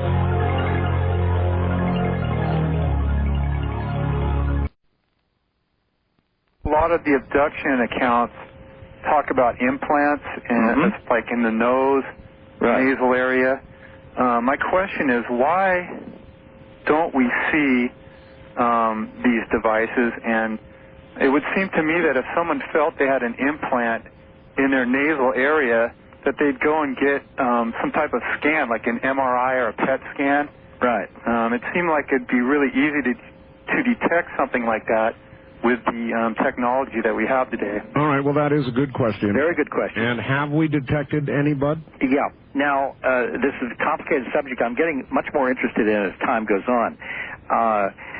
There have been, I know now personally of 2 cases where an X-ray indicated the presence of a strange object. And before the X-ray, before anybody could do anything about the situation, in one case the X-ray was not in the possession of the person with the implant until a week after it was taken. That person was re-abducted, found herself bleeding from the nostril when she woke up in the morning, and evidently our little friends in the sky had come back and removed it. As if when the X-ray was taken, some alarm bell goes off, so to speak, and they come and take it. The second case happened to be a woman in whose child, it was actually the child involved, was about a 5-year-old girl who had been having abduction experiences, and she had an accident completely unconnected with UFOs. She fell off her bicycle or some such thing, and they thought she had fractured her skull, and she was taken to the hospital, whereupon the doctors, this again in Italy, discovered a strange object. By the time she was taken back to the army base where her father was stationed in Germany, and she was re-X-rayed, again, the object was no longer there. Wow. Now, I have those X-rays in my possession, and they, beyond any doubt, show foreign objects of metallic origin. These are have been looked at by Dr. Paul Cooper, who's a neurosurgeon, who is a friend of mine who looks at such things for me. I have recently received a case from of again a woman, an abductee, who in another accident thought she had fractured her skull, and the radiological report describes a metallic object in the parasagittal area of the brain. I know through the investigator Barbara Bartolek, who's done some very fine work on this. I have other images of, actually it's a videotape of the X-ray and MRI showing a foreign object in the medulla, and another one which shows an odd object with a very clear-cut symmetrical shape in the hip bone. And the man had been abducted, had terrible pain in his hip, and even the scar right opposite where this object seemed to be. I don't know what Barbara Bartolek is doing with those cases, but the point is the ones that are in the head are in places where it would be extremely dangerous to try to retrieve them. There have been some objects that have been recovered from the nostril, and 2 from the underside of different men's penises, of all things. These objects are not radio-opaque, do not have any kind of heavy metallic makeup. There are a lot of more organic elements, carbon, silicon, and so forth. I believe, I don't know on what program, but I saw somebody actually holding one, Bud, which appeared to be triangular in shape and kind of crystalline. Yeah, that's the glass-like object. We don't know much about, I mean, I've held that in my hand, too. Oh, you have? Actually, I've held several of these things. However, this is the big problem. The objects that have been recovered so far, unlike these metallic objects we have not recovered, are made of enough familiar elements, especially, as I said, silicon, carbon, and so forth, that no scientist is going to say there's no way that this object couldn't have originated on Earth. It might be a bit of a problem to imagine how an object lodges on the underside of the under the skin on the underside of a man's penis. But nevertheless, it's possible to imagine an alien implant which is made of fairly neutral materials, but which is charged in such a way that it does what they need it to do. We really have no way of knowing what these objects do, why they're there, and I always use the example to show how complicated it would be to guess alien motivations. All right, well, what about this, Bud? In the case of the ones you talked about where they have it in a portion of the brain, is anybody talking to these people about signing a release for when they die? That's what I would like to do. That's what we have to do. The idea of autopsies, that's something we have to go into. Now, it's very possible that these objects somehow can be removed by the aliens without leaving scars or marks. Obviously, their technology, if they can move a person through a closed surface, presumably they can move a metallic implant through the skull without leaving a hole. How that happens, we have no way of knowing. It sounds totally off the wall, and yet the evidence would suggest that's the case. At the same time, that sometimes when these things are put in the nostril or the ear, there is bleeding. But are we kind of like the caveman tinkering with the Sony? We might be. But I use the example that if you imagine a very primitive Stone Age tribe in the jungles of New Guinea or something like that coming across the body of a dead anthropologist and finding a pacemaker in that man's body, they would not have the slightest idea as to the function of that object. Exactly so. All right. Well, let's keep moving. A lot of phone calls. And on the first-time caller line, you're on the air with Bud Hopkins. Where are you calling from, please? Reno, Nevada. Reno, Nevada. Yes, sir. Go ahead. Sorry, am I on the air? Yeah, you're on the air. Go ahead. Bud, this kind of goes with the last caller. I was wondering if there were any other symptoms that identify abduction victims. And can I just kind of run down a list? Absolutely. Go ahead. Okay. Number one, unexplained fast-healing injuries. Number two, constant bloody noses. Number three, blackouts or what I would call unexplained timeouts. Yeah, well, that's more to the point, yeah. Okay, well, I got a whole list here, though, and there's only about three more. High intelligence in the victims or unsubstantiated strength. Substance abuse in people that may have been past abduction victims. All right, caller, thank you. Well, is there any... The list is, I mean, a lot of the things you said are very important. Now, the issue of unsubstantiated intelligence, we have to also know, I've got a case of a man who was abducted who was rather severely retarded. I also have cases, it's one of the most bizarre things I've ever heard of, two people who were comatose in a hospital who had been in a comatose state for a long time. Evidently, after a UFO visit to the hospital, showed puncture marks in the abdomen of the woman and an incision on the underside of the penis of the man. And these are people who hadn't been conscious for months. So it's hard to know. Now, also the substance abuse issue does come up because these are very psychologically undermining experiences. One is thrown into self-doubt from the beginning. Am I crazy? What's going on here? This can't be real, et cetera, et cetera. And this can lead to that sort of problem. So much of what you said is accurate. So is there any... for bringing this up. Right. Is there any particular profile of abductees? Are they brighter? Are they lower on the scale of intelligence? It's totally across the board. And the demographics, when we did the Roper survey of people who had answered yes to 4 out of 5 of our indicator questions we thought were possible abductees, just fell across all ethnic, racial, gender, socioeconomic, educational levels, and so forth. There was no consistency. All right. On the toll-free line, you're on the air with Bud Hopkins. Good evening. Where are you calling from? Yes, I'm calling from Seattle, Washington. Seattle, yes. Bud? Yes, hi, Bud. Listen, I've been trying to discuss this situation for a long time, and I tried calling that number out in Arizona, and they would never return my call. Here's what happened. The night that all of the lights went out on the East Coast, I think it was like 65 or 66. Well, that afternoon, while I was with my parent, my mother, we were driving in West Covina, California, and I would say I saw flying saucer. This thing was about, I'd say it was between 7,000 and 8,000 feet. I was amazed at the time because I was a young fellow, about 15. I saw 3 or 4 jet planes following it, and I noticed that they fired what I thought was a missile, and the thing exploded. And it was headed eastbound. This would have been toward the Pomona area. And that night, as I say, all of the lights went out on the East Coast. The lights also went out in the San Gabriel Valley of California around 8:30 that night.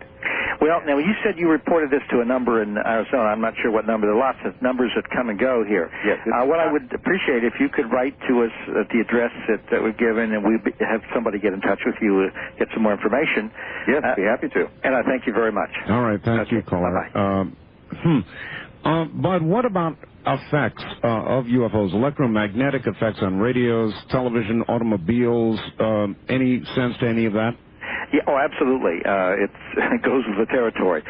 We again don't know whether this is deliberate, whether they can sort of zap someone's car, or whether it's a side effect of whatever propulsion system they're using, whatever that is.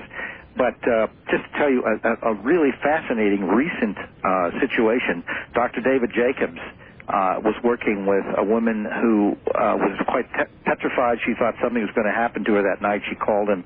Her husband was away. The 2 children were asleep. Anyway, to make a long story short, he got her to set up a video camera in the bedroom, which she had used on other occasions, trained on the bed. And she went to sleep. There was enough light, and it was set at half speed, so it would run for 8 hours. Right. She went to sleep with the children in the bed. When she woke up in the morning, there was she'd been asleep about 8 hours, and there was still 25% of the tape unexposed. And it was still running. When she turned the tape on, it showed the image of her waking up, which she did not remember, getting out of bed and carrying each of the children away from the bedroom. So the bed was empty. Oh my! And the very next shot, she was back in bed with the 2 children, but it did not show her walking from the camera back to the bed. That gives me the heebie-jeebies. Now, that means that camera had stopped, whether it was shut off at the source or whether the power was interrupted, and it was off for the time that the abduction evidently took place. And so when she was placed back in bed, this is all speculation, but when she was placed back in bed with the children and the UFO left and the power resumed, the camera just started going again. But here you have an impossibility. There was no way that the film could have stopped and started this way without somebody doing it or some interruption to the power supply. All right, otherwise, you would have filmed yourself getting in bed. All right, I've got one other question in this area, and I'll get to it as soon as we come back. Take a brief break. Bud Hopkins is my guest, and we'll be right back. The hard one to test is right. All right, on the toll-free line, you're on the air with Bud Hopkins. Good evening. Hello. I'm pleased to finally get through. Where are you, sir? I'm calling from the Reno area. Reno, okay. KOH, no doubt. Yes, absolutely. But I have a little description of an incident I had while flying in an airplane myself as pilot. I'm a private pilot. I was eastbound out of Sacramento, California, heading towards Placerville. Just a little south of Mather Air Force Base, which was an active base. It's about 10 years ago. I don't remember the exact date.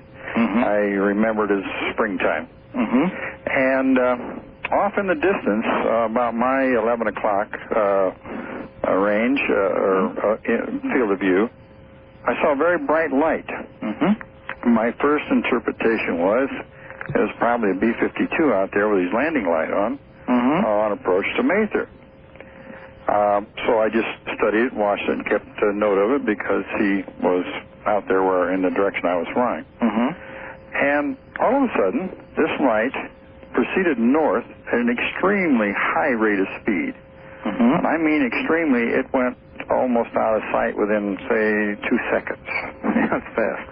And the funny part about it, if that was an aircraft of any type, a vehicle that navigates through the air and had a headlight on the front of it or a landing light on the front of it, if he turned away from me, the light would disappear. Exactly, yeah.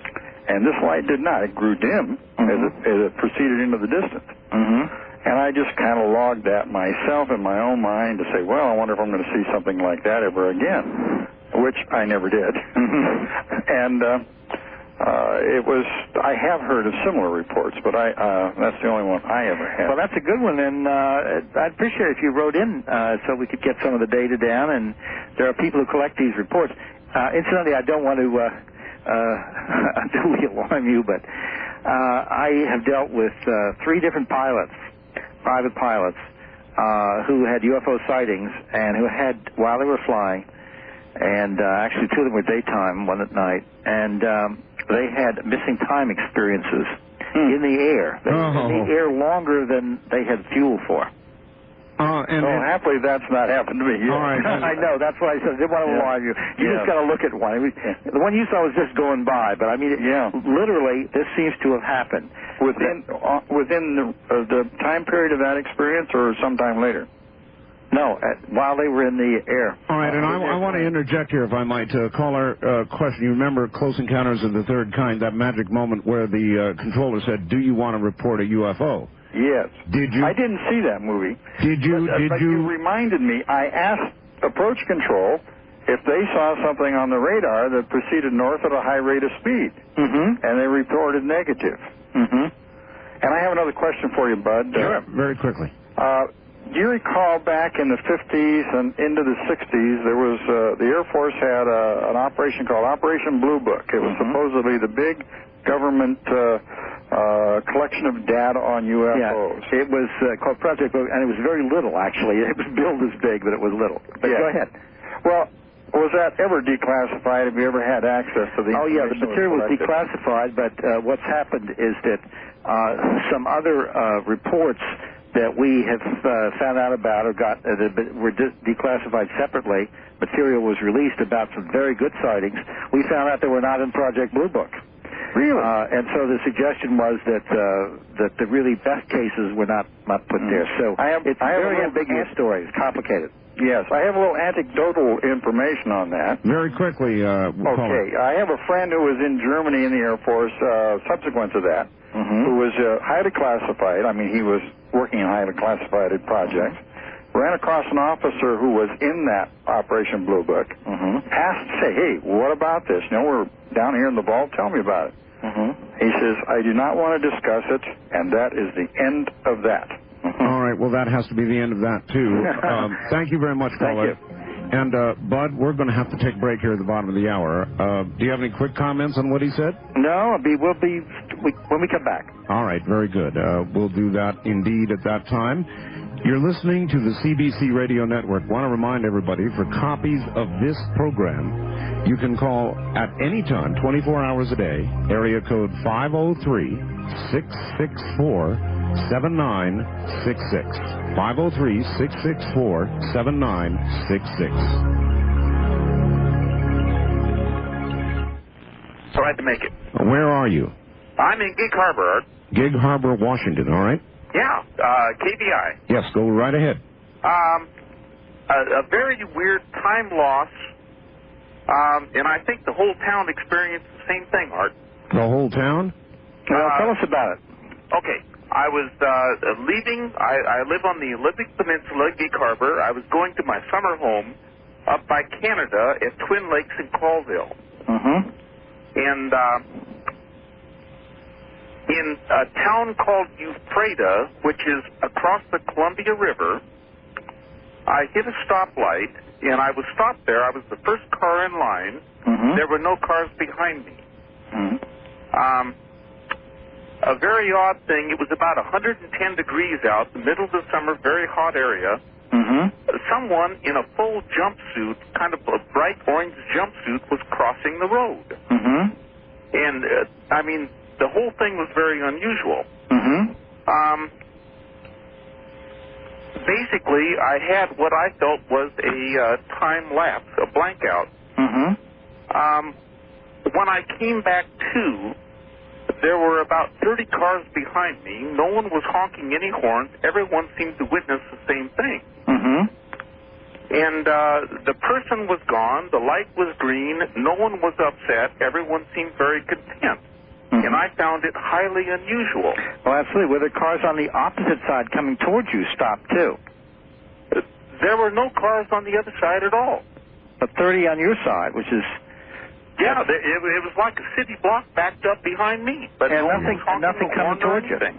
Pardon? And nothing coming towards you. That's very odd. Yeah, exactly. Now, tell me about the man in the orange jumpsuit. How did he move, and did he look normal and so forth? What did you... He was walking apparently like a normal human being.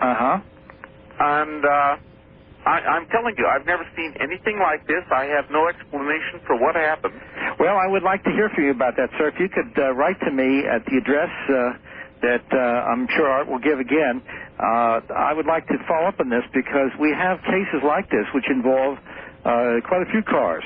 These experiences, many people in a cliche way think that this is just something that happens to one person at a time, but I have cases which involve conceivably hundreds of people at once.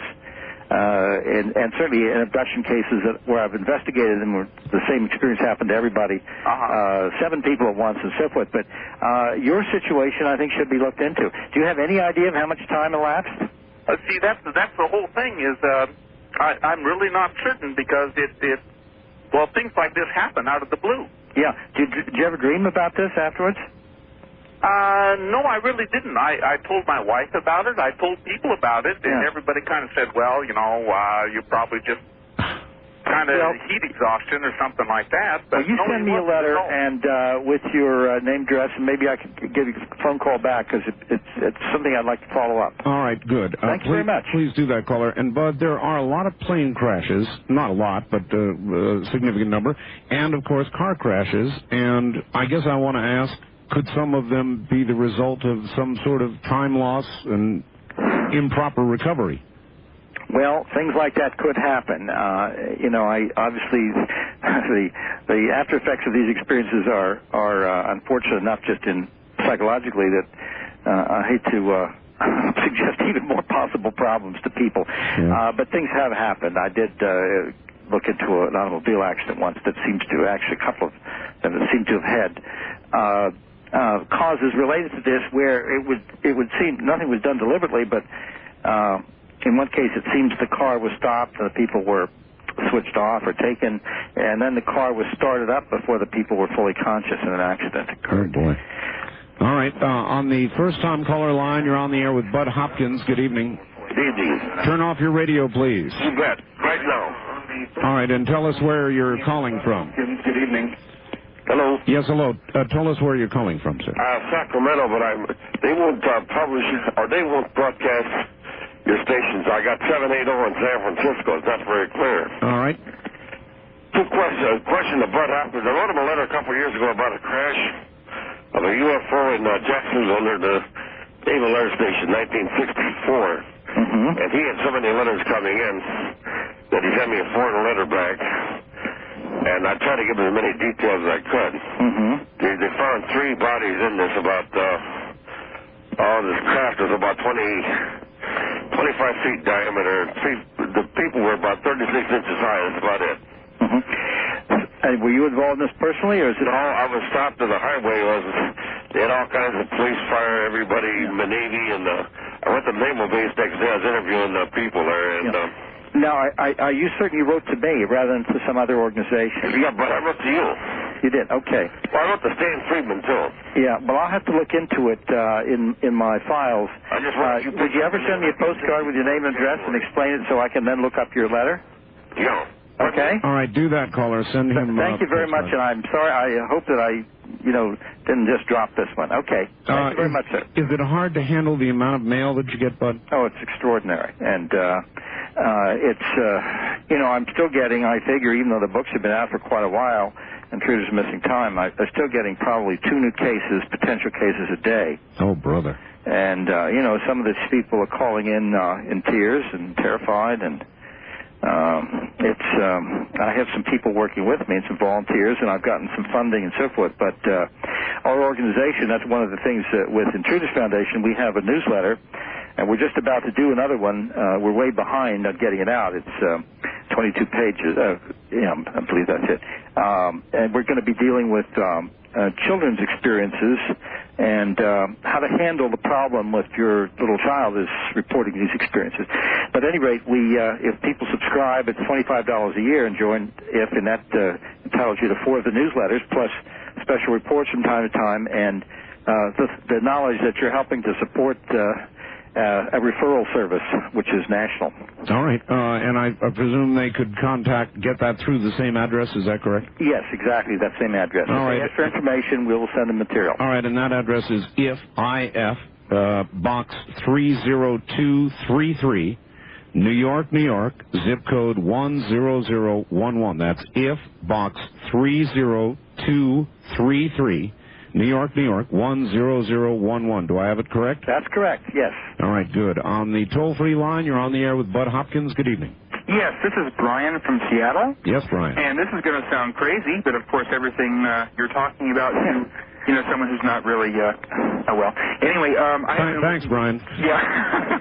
I haven't been listening for about 10 minutes, so I don't know what you've been talking about, but about the abductions and the implants? Yes. Okay, now... And, of course, when you enter into these discussions, you have levels of credibility and proof that really work along a mathematical scale. Like, the more you can really prove, the less you really find out. So I would, as a preliminary statement, you might want to listen more to the uncredible or the, people you might be able to really discredit their information because they smoke and they drink and that kind of thing. Anyway, I have this thing in my nose. And it's like, I always wondered what it was, and I've got these things in my ears, too. But they're really small, they seem organic, and I didn't know what it was, maybe like some kind of a calcium deposit or something. But I don't know. And, for me, it's not a scary thing, because that's kind of me, in a way. Well, have you had them, how do you know they're there? Well, I can feel them. Yeah. Just very slightly, but I know they're there. See, here's the thing. You're talking about credibility. You're saying I'm going to have them checked out and all this kind of stuff. And there's the very thing you were saying about, well, gee, now that the X-ray showed it up, then they came and took it back or something. Caller, do you have any reason to believe they're not calcium deposits? Well, no.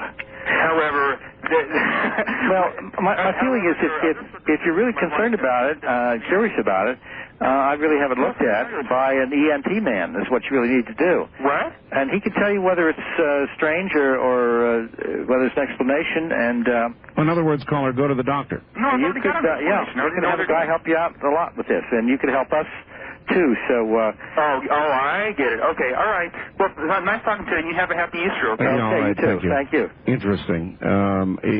He calls you as though you are going to declare they are suddenly alien objects, and I guess people have to go out and find out for themselves. On the wild card line, you're on the air with Bud Hopkins. Good evening. Yes, Mr. Hopkins and Mr. Bell, I think most reported cases of abduction by aliens are not true, but there are some authentic cases, and these are examples of a government program of mind control in which people are given an hypnotic suggestion that they have been kidnapped by aliens. So if the listeners want the truth about this, they should get a copy of Martin Cannon's book, The Controllers, from a mail order service called Prevailing Winds Research in Santa Barbara. All right. Well, thank you. I know about Martin Cannon's theories, and I think that the government does a lot of nasty things. Perhaps some branches have done some nasty things, but it has nothing to do with explaining abduction accounts, because if this was the case, it would have had to have started practically under Grover Cleveland or something like that in terms of the president. All right. On the toll-free line, you're on the air with Bud Hopkins. Good evening. Good evening. Hi, where are you, sir? This is another Art from Edmonds, Washington. Edmonds, Washington. KBI. All right. Good, Art. As I listen to your program, I'm also sitting here reading the April issue of Harmony Magazine. And the lion's share of this magazine covers the same topic that you're talking about. I just wondered if Bob would know some of the people they mentioned. One of them is a Bob Lazar, Lazar. Right. Who is a propulsion system engineer who claims to have been hired to examine one of the discs that they had found, and he claims that it is propelled by gravity waves. Yes, all right. Listen on the air. Bud, not Bob, but Bud, are you familiar with the Lazar story? Oh, yes, sure you are. Yes. Yeah. And George Knapp is the investigator who's done the most careful work in relation to the Lazar case, and it's an ambiguous case, but there seems to be some solid evidence for his claims. It's an extremely difficult topic to go into at any depth, and since it's outside my area of expertise, really, I think George Knapp would be the man to talk to about that. All right, and we do speak with him frequently. Stand by, Bud, stand by just 1 second. We'll be right back to you. All right, back to Bud Hopkins. Are you there, Bud? I certainly am. All right, time is short. On our toll-free line, you're on the air with Bud Hopkins. Hi, where are you calling from? I'm calling from Richland, Washington. Richland, yes, ma'am. My name is Gail. I'm curious to know what Bud's opinion is on speculation that our government is well aware of the abductions and the alien things that are going on, but either can't do anything about it and so keep it hushed up, or they're getting something in return and so keep it hushed All right, up. I think his view is the first rather than the latter. What? Yes, we've gone into that, and I definitely think they're aware. I don't have any doubt about that. But I don't think there's any swap involved. We're not getting anything out of this. All right, on the wild card line, you're on the air with Bud Hopkins. Good evening. Where are you calling from? I'm calling from Reno. Reno, Nevada, yes. Bud, is there any other technique of remembering an abduction experience other than hypnosis that you know of? All right, thank you. That's a good question. There is another technique that has been used, and of course, people have talked about sodium pentothal and that type of thing, although that's not something I have any use for myself. Hypnotic regression works very, very well. There is a new technique which is being used by some psychologists. It involves rapid movement of the eyes I don't know what the motor connection is with memory, but there seems to be one, and it has been used successfully by a number of people to elicit information. You would have to go to somebody trained in that technique, but hypnosis is a very useful technique in the meantime, and safe. All right, good. On the wild card line, you're on there with Bud Hopkins. Hello there. Where are you, please? In Seattle. This is Jackie. All right, Jackie, you're hard to hear. Get close to the phone and ask a question. Okay, can you hear me now? Yeah, we can. What's up, Jackie? Hi, Bud. Hi. I was just wondering if you noticed any significant trends in UFOs, like in the things that they're doing. Trends, changes. Well, yes, in the sense that new things are coming to light all the time, and we don't know whether they're a new trend or whether they've been going on for a long time. This particular thing I'm going to mention, I think has been going on a long time, and that is the UFO occupants seem very interested in how we form relationships. And I just dealt with a couple who are about to get married, and they're in their 20s. And when they first met, exactly a year ago, they realized that they knew one another. They didn't know how, but they know a lot about each other, and there were some amazing connections. I mean, for instance, one of them remembered that the other had a birthmark on his chest. Oh, boy. They knew a lot about their backgrounds and how they looked and talked when they were younger and how they fixed their hair and everything else. And it seems that they had been abducted over different periods of time at intervals and brought together as if the aliens were studying long-term the way relationships are formed. Believe it or not, I have now maybe 6 or 7 cases like this. Now, this is something that's not really ever been made public, and I don't think it's all that common. But it definitely seems that this has been a systematic arrangement, and even to this point that there's a man in the United States in his 40s who, when he met an English woman here in the United States for the first time, she's about 41, they realized that they've known each other. They couldn't place where. They're both abductees, and when we looked into these experiences, they were first abducted when they were children. That implies, one from England, one from the United States. That implies alien matchmaking. Yeah, well, it sort of does, the great dating service in the sky. Yeah, that's right. But the basic point is that these people assumed all along when they remembered that they knew somebody, they assumed, well, it's a dream or something. I'm having a dream companion, but it's real. Wow. Toll-free line, you're on the air with Bud Hopkins. Time is short. Where are you calling from? Tacoma, Washington. All right, you're on the air. Go ahead. Well, thank you. Mr. Hopkins. Yes, sir. Just a little while ago, I read a book by Jacobs called Secret Life. Very good book, too. An excellent book. And I'm right smack dab in the middle of a book called Abduction by Dr. John Mack. Yes.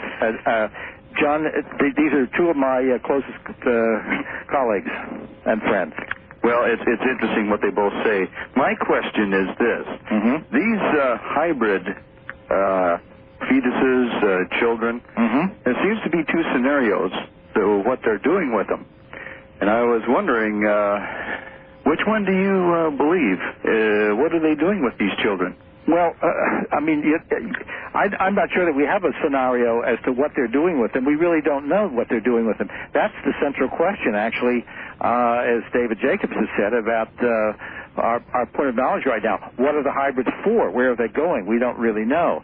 And now I haven't read all of John Mack's book fully. It just came out, and I don't know that he presents any scenario for the use of the future of the hybrids, nor does Dave Jacobs. What were you thinking, sir? Well, he's gone. These are both people that I have interviewed and will interview again. Right. All right, very good. We've got to move on. One more, perhaps. On the wild card line, you're on the air with Bud Hopkins. Good evening. Hello? Hello there. Where are you, sir? Hello? Are you there, caller? No, I guess not. Well, in that case, we'll make it this one. First-time caller line, you're on the air with Bud Hopkins. Hello. Hi, I'm calling from Albuquerque. Albuquerque, yes. I'd like to ask him if he thinks UFOs have anything to do with the Lost Squadron, when those 5 planes disappeared. Oh, yes, the Lost Squadron. Bud, you remember they thought they found it, and then I guess they didn't? What is the story? Yeah, this is one of the Bermuda Triangle issues. That story has been pretty much analyzed and discussed and explained away as a series of genuine navigational mistakes, people caught in a storm, and there doesn't seem to be a big mystery attached to it. Now, other things have disappeared. There was a pilot who disappeared, Fred Valentius, off the coast of Australia in 1977, and he was last heard talking on the radio. I've heard the radio tape of the broadcast to Melbourne Tower. That's a genuine case. The Lost Squadron, quote unquote, which did happen, seems to have a natural explanation, though, unfortunately. All right. Well, I guess they say leave them wanting more, and you are. It's a full board we've got here. Bud, go ahead and give your address out one more time, would you please? Okay. You can write to me, care of IF. That's Box 30233, New York, New York, 10011. And I can be reached there if you want information, a sample of the IF Bulletin, information about subscriptions, or especially if you have something to report about personal experiences, we would like to hear from you, and thank you very much. Well, Bud, it has been a pleasure having you on, and I hope we can tap your expertise at some future date. Would you possibly be able to come back? No, I think I would. It's kind of late here in New York for me, 1 o'clock in the morning. Us city boys have to get up early. All right, But Bud. at any rate, I certainly enjoy the program very much, Art, and I especially appreciate our listeners who've been so open about talking about their own personal experiences here. It is amazing, isn't it? Thank you, Bud.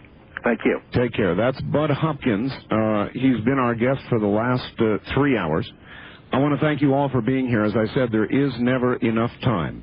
If you'd like or even need, and I can understand that after hearing it, a copy of this program or any of the other programs in the Dreamland series, please call the following telephone number 24 hours a day to get it. It is area code 503-664-7966. Let me repeat that. It's an important number if you want a copy of this program or any other Dreamland program. Area code 503-664-7966. Next Sunday, we'll be back with another Dreamland. On behalf of everybody at the network, I'm Art Bell. Thank you.